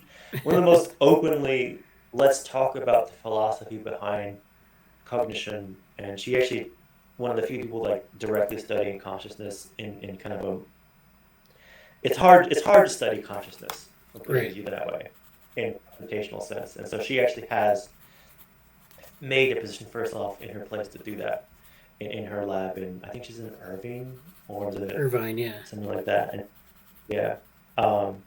So something to keep track of, but I wanted to mention that, and before I forget, I wanted to mention that. Okay, yeah, thanks. So this is the paper. Yeah, so we have a couple of again, some of these are, I don't know. You might want to think about like if it's attainable. So if it's like something that's in Europe and and you have to travel there, maybe it's not the kind of thing you want to do. But if you think you can make it, or if it's a virtual event, definitely that's something you can do easily. It's a low bar to get there, and then there are low bars to like participating, or if you have to have a full paper. So these are all things we keep in mind here. The Cultural Evolution Society, I think, is going to be a hybrid event. That's something that the deadline is coming up on this. So we did this last year with Cultural Evolution Society. It's about a lot of different topics in cultural evolution. If you're interested in that, let me know. We had a couple of presentations last year, so we can maybe follow up on those. I'm not really sure what we'll do for that, but I definitely want to target that one. I actually think that Avery and potentially Jenny may be extremely interested in that. Okay. We're all kind of busy at this moment, but I would almost say like, when is that one due? This is due in April 15th.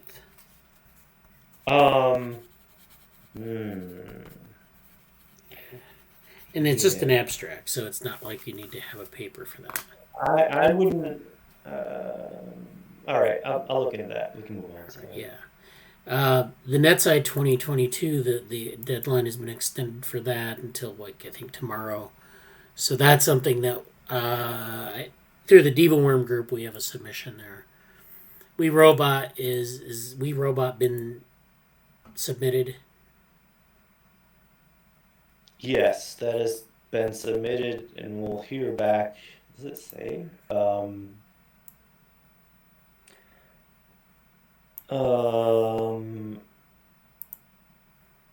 It doesn't give us a timeline.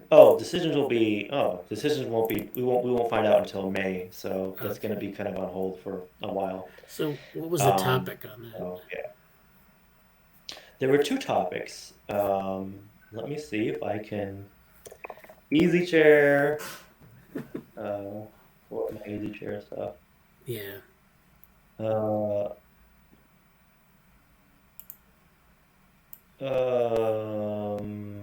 Okay. So there were. I'm just gonna share my screen. It might be a little bit easier for you to see. Okay. Actually, don't worry about it. Okay. Yeah. You don't have to. It's fine. Okay. Okay. I guess I do.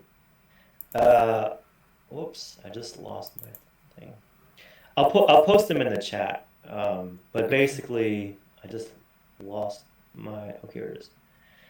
Basically, there were two. One of them is called Towards Sharing Mindscapes. And I'm just gonna drop it in the chat. All right. It's basically the VR and cognitive interfaces stuff that I mentioned, which is going to be kind of a forthcoming focus for myself in particular. Yeah. And the other is called a much longer title that's about. This actually would fit really well with some of the cultural evolution stuff as well. But basically, it's about. It's kind of a bridge from some of Jenny's work in Plot Twisters about journey building, a lot of the intrapersonal, INTRA, like inside, Yes. intrapersonal exploration, and meshing that with a lot of the technological affordances that are around us, and kind of also dealing with like, I know Angela would be big on this angle of it too, but like dealing with misinformation, dealing with the external like deluge of information, it's broadly around that topic, and depending on who, this one particularly is kind of a placeholder of. I mean, I really like my abstract. It's very pretty and very looking at how our digital hybrid sort of existences are evolving. But it could turn into a very, depending on how much Avery, Jenny, Angela, and myself, and potentially other people who are interested and want to shape that out, that could be kind of another kind of integrative mix that's maybe society, ethics, technology, cultural stuff based. So it's a bit of a hybrid thing. Whereas the first one about cognitive interfaces is more, I won't say not really technical, but more specifically about mechanisms for sharing cognitive interfaces and virtual or extended reality spaces. So that's what's up with those. Okay. Yeah, that first one, I'll talk about that in a little bit. So the A-Life papers and the Gecko paper they're still being reviewed, so I think we'll hear back on the Gecko paper maybe next month, and A-Life probably as well. We don't know Could yet. you actually I could you put the submission links in the chat to this document? Because that way I wouldn't have to ask you all the time to change like some stuff. But in the meantime, could you put actually the We Robot date to May 4th, I believe it is, just so I can look at that later. Actually, yeah. Yeah. Yeah. That May 4th is when we hear back. Yeah. May 9th. All right. May 9th, excuse me. And I don't know the deadlines for the other ones, but yeah. So I'll put this in the Slack after the meeting, and we can. Thank you. Yeah. So then computational cognitive neuroscience, that's in September. So again, and then the EI workshop is the one that we're going to have this week. So this one is green. I color code these so that we can see like what the status is. Green means it means go. It's a go. It's been accepted. Yellow means it's been submitted. Red means we've either missed it or we got rejected. So we've missed some things here, but that's okay because we just want to keep them on the radar. So, yeah, so that's good. Things to look out for: the Cultural Evolution Society. I think we should try to target that a little bit more aggressively. The deadline is still a month off, but still, that's something that we should try to do. We're going to hear back about Gecko and A-Life. What was that? Do you know when the Cultural Evolution Society event is? I think it's in September. Yeah, it's in September. Oh. So it's like another one of these, but yeah, so so again, if you have things you want to share, if you see a conference that looks like something attainable, put it in the Slack and it'll get added to this, or I'll put the submissions doc link in the chat or in the Slack and we can go from there. So good. So we talked about this shared mindscape stuff and it brought up a paper that Jesse and Ojwal Singh, who's not really in our meetings too much, and myself did on observer-dependent collective behavior. So this is a paper we submitted to a workshop. It got rejected, but it was like kind of, people didn't really get it. So I don't know if it was like, I think it's salvageable, something we can build on. So this is one of these conference papers, and it was an idea that we had developed kind of in these group meetings.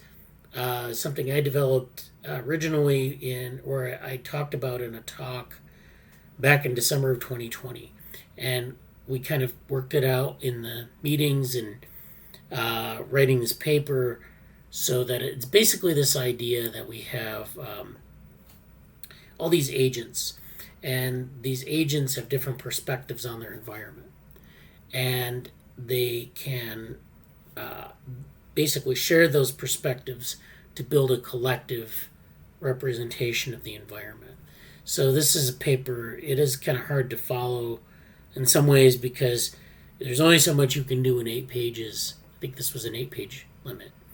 And so we talked about some of the, we used a mapping of genotype to phenotype, we used some other things, and I pulled some things in from some previous papers that we had done, or I had done, and some other people, some other collaborations. So we kind of worked through this. And I don't know if I'd do it this way if we rewrote the paper, but we'd probably want to like go through and make some changes to it. But the idea is you can build a paper like this, and this is an example of a conference paper. It's 7 pages.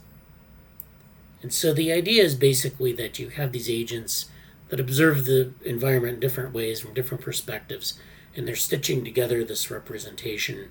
The agents themselves, have a genotypic representation that's stable, but a phenotypic representation that drifts based on their perspective. So that's where the genotype to phenotype stuff comes in. So, that's something that maybe we can revisit it.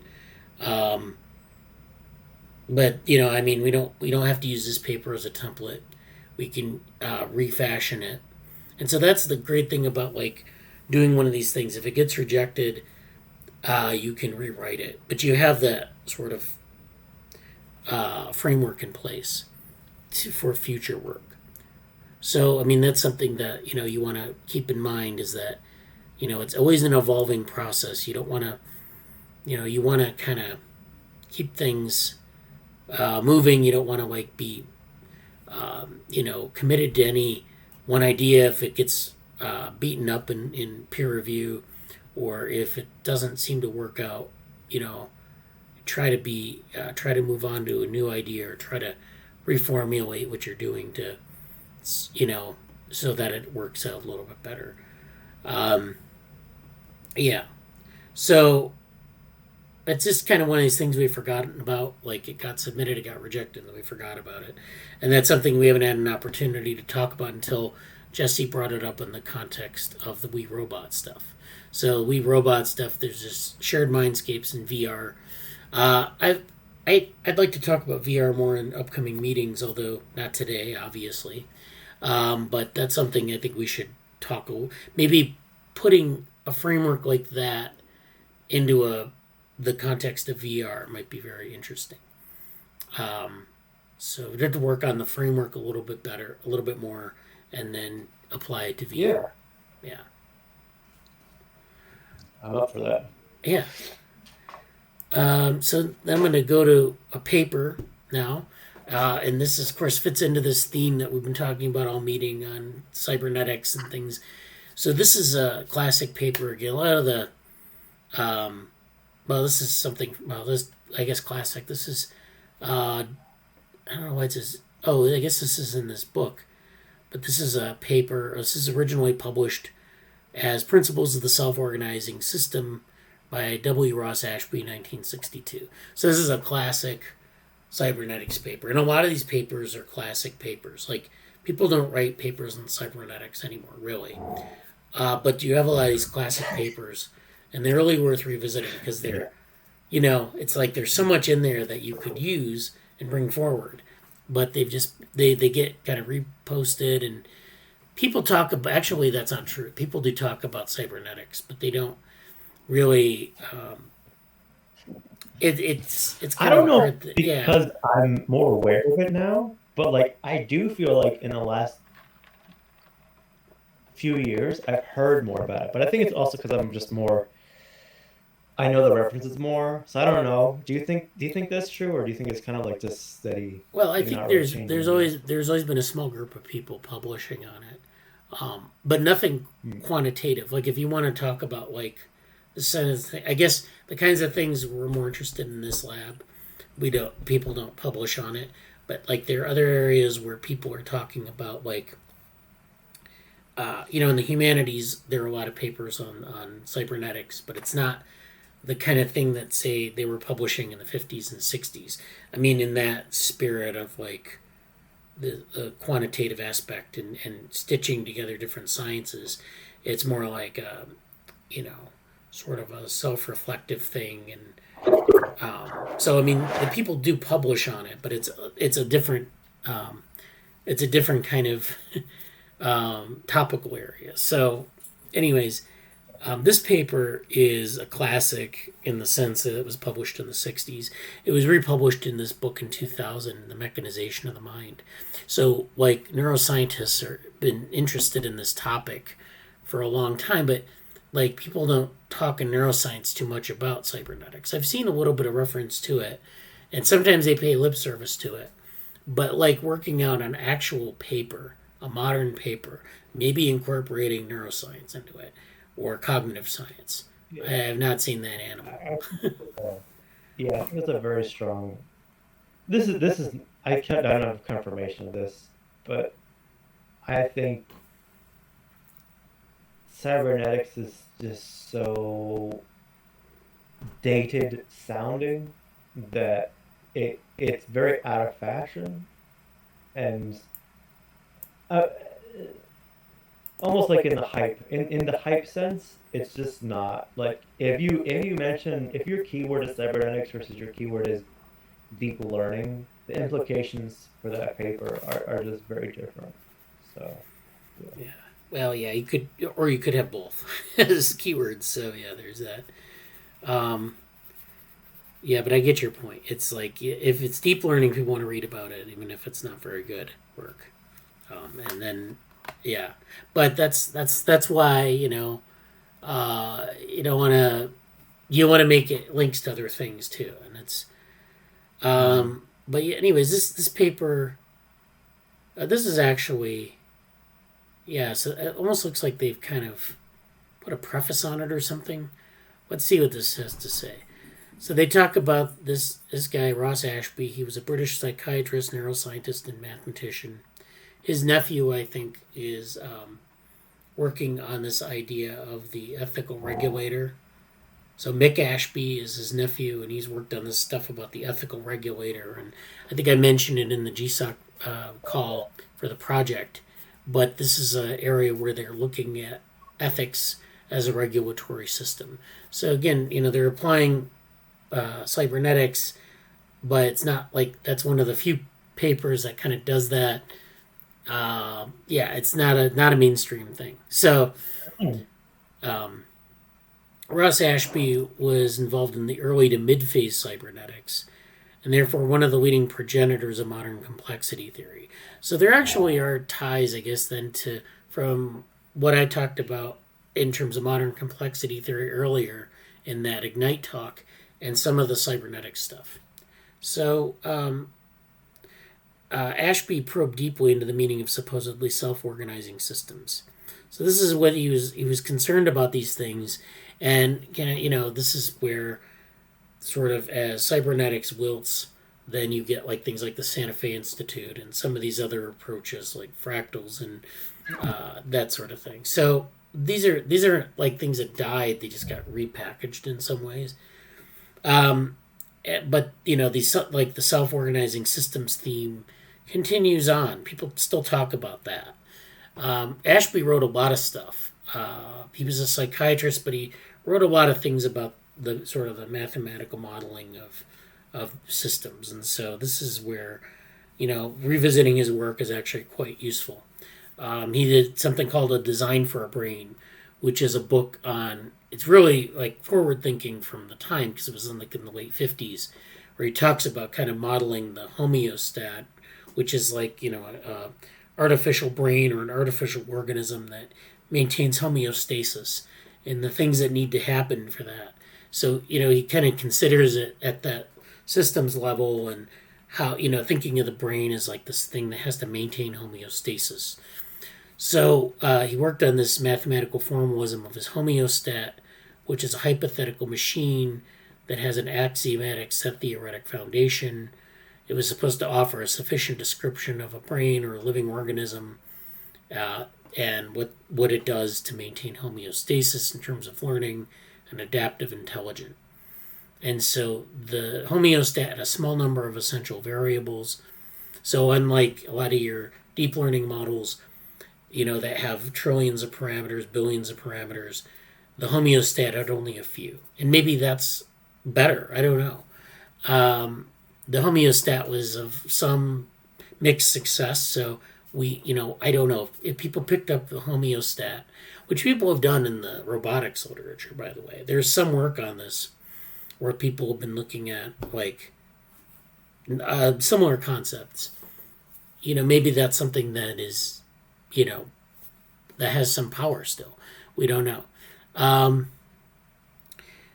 In Ashby's homeostat had a small number of essential variables serving to maintain its operation over a wide range of environmental conditions. So this is like this idea I talked about.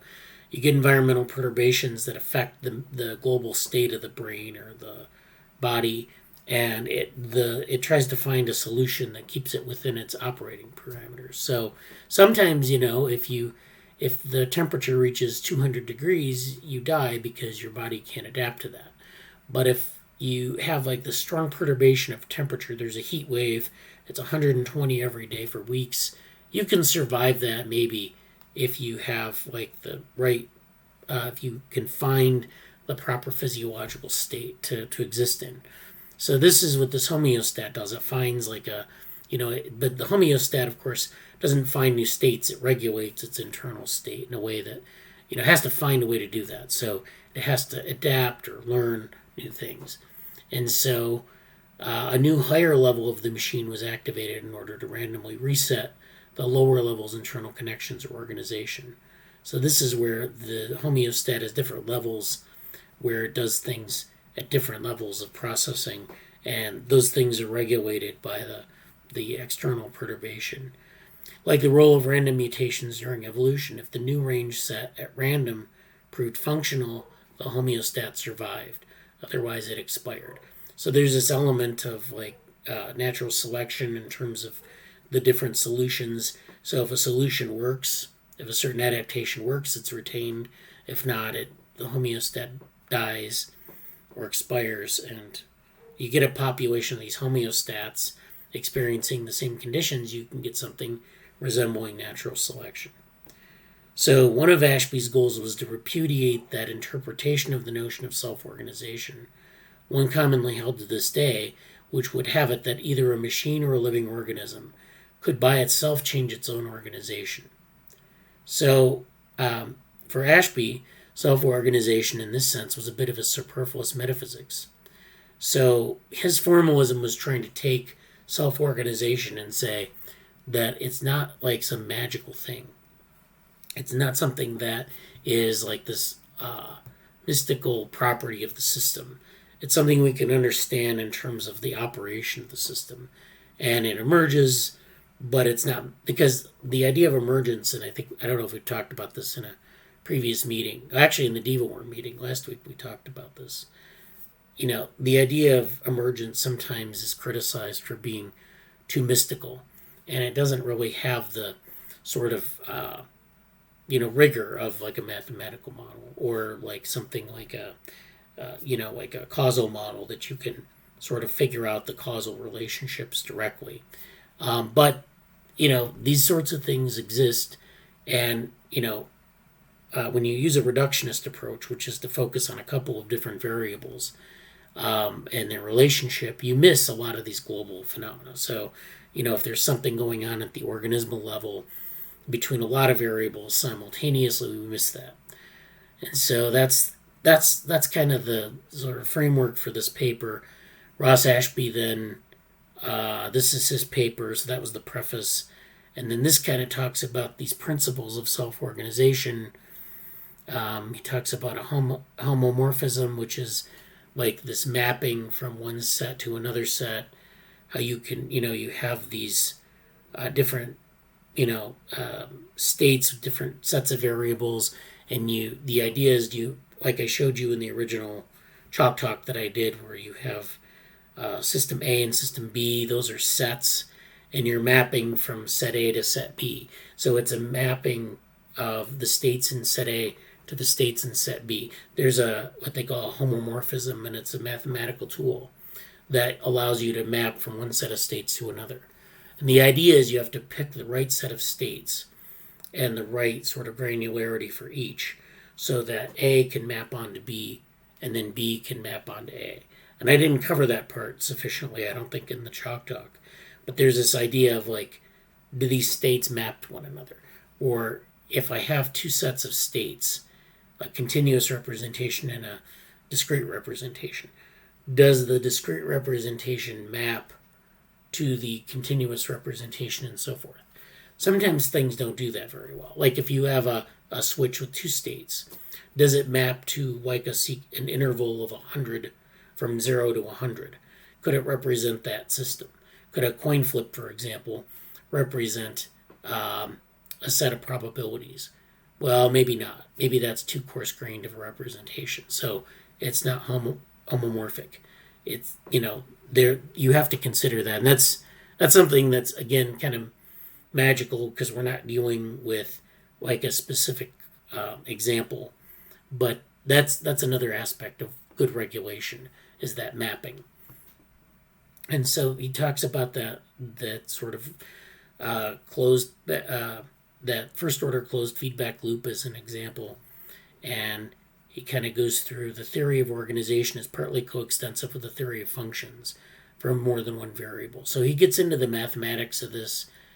Like Brian pointed out, there's a lot of automata theory here, and it kind of gets into some of this questions of conditionality, and its converse reducibility can, of course, be treated by a number of mathematical and logical methods. So he deals with some of these issues, conditionality being conditional, something's conditional on something else. Reducibility is where you reduce things to a certain set of states or a certain set of variables. So he deals with these in a mathematical way, and he goes through some of this. And he kind of lays out some of the, and it's very 1960s. So there's no, a lot of the methods that have come after that aren't really in this paper. That's one of the nice things about reading these papers, is that sometimes you look at them and you say, oh, that's a method that we use now. And they don't mention it in the paper, but, there are ways to do, like, for example, category theory didn't really exist back then. It was like kind of something that had emerged maybe simultaneously to this, but it was pretty obscure. And so if you think about this, you read this paper, you think a little bit about category theory, which is a mathematical tool, but it's not at all mentioned in here. So, then that's another opportunity to build a bridge and say, this is a topic that maybe is worth exploring. That's how you build topics for exploration. So then he talks about wholes and parts.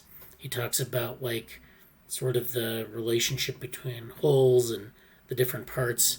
So in physics, of course, we usually start the description of a system by saying, let the variables be in the set of X, which has n elements, a certain number of elements, and thus start by treating the whole as made of n functional parts. The other method, however, deals with unanalyzed states, S1, S2, of the whole, without explicit mention of any parts that may be contributing to these states. The dynamics of such a system can then be defined and handled mathematically. And then, so here, this is the mathematics of sort of like these variables and these states. So variables are things that vary. States are things that are sort of states of being. So the difference then, of course, is the variables are just things in the world that vary, and they can be defined in different ways. The states can be defined in different ways as well, but it's sort of like the stability of those variables, maybe over time. And so there's a difference there, and it's kind of interesting to see that relationship. And so organization is partially in the eye of the beholder. So if I see like a swarm of bees and I see a cloud, there's a difference between that bee swarm, which is a collective behavior, and the cloud, which is just a pattern. But to the untrained eye, you could say that the cloud is analogous to the bee swarm, but they're totally different mechanisms behind them. Actually, a cloud is maybe like collective behavior of particles, or water vapor, but that's beside the point here. So yeah, he does these kinematic graphs that are interesting. This is just a relation between variables here, kind of like these early feedback loops. He doesn't use boxes. He uses parameter values and arrows, but he kind of lays it. So he lays out the mathematics in a lot of his papers, which is interesting if you go back. It's very simple to follow, but it's something that you might want to follow up on. We were talking about doing an analysis of the Every Good Regulator Theorem a long time ago, like the theorem itself, and I didn't think we had the expertise, but now I can see that maybe that's something you have to do to really understand it and get at some of these things, is to kind of go through piece by piece and kind of model it out and be very rigorous about it. So he talks about a number of concepts in here and defines them, and I don't know if there's anything. Oh, he talks about good organization. So, like I said, good organization is kind of a value judgment, but he kind of goes through what this means, which is kind of like, as looking through these, and I don't really see how this isn't like any better than a value judgment. It's just kind of saying good or better or best or well. Those are just descriptive terms, and you can define them mathematically, but they're still kind of judgments. He talks about Cannon, who's a person from homeostasis, and so there's a lot of historical context here too. So that's a nice paper. I had a funny thought of making a paper where you specified a perfectly adequate judgment. But yeah. Yeah, so as Brian and Samantha had to leave, so we'll follow up on some of these things in the Slack maybe, and maybe next week we'll do something. I don't know if people have things they want to present or if they want to talk about anything. It doesn't have to be like really super organized. It's just maybe some notes or things on your mind. But, we should talk about those. So don't let the level of preparedness stop you from doing anything. That's all I had for this week. So anything Thanks else for staying the whole time. But that's it for me. I'm going to be working. I'll probably reach out to Amanda and some other people today. I don't know if you have any particular free time later today or tomorrow or Monday or something, Amanda, but I might. It can be a Slack. It doesn't have to be a live call, but I might ask you a few things specifically about kind of what you presented on last week or thoughts since then, because I'm going to be working on the presentation later today, and go from there. Okay, I'll reach out to you in Slack and kind of go from there. But that's it for me. Nice to see Nirali. Thank you for stopping by today. Thank and you. Yeah, stay in touch with Slack and hope everyone does well this week. Yep. Have a good week. Thank you.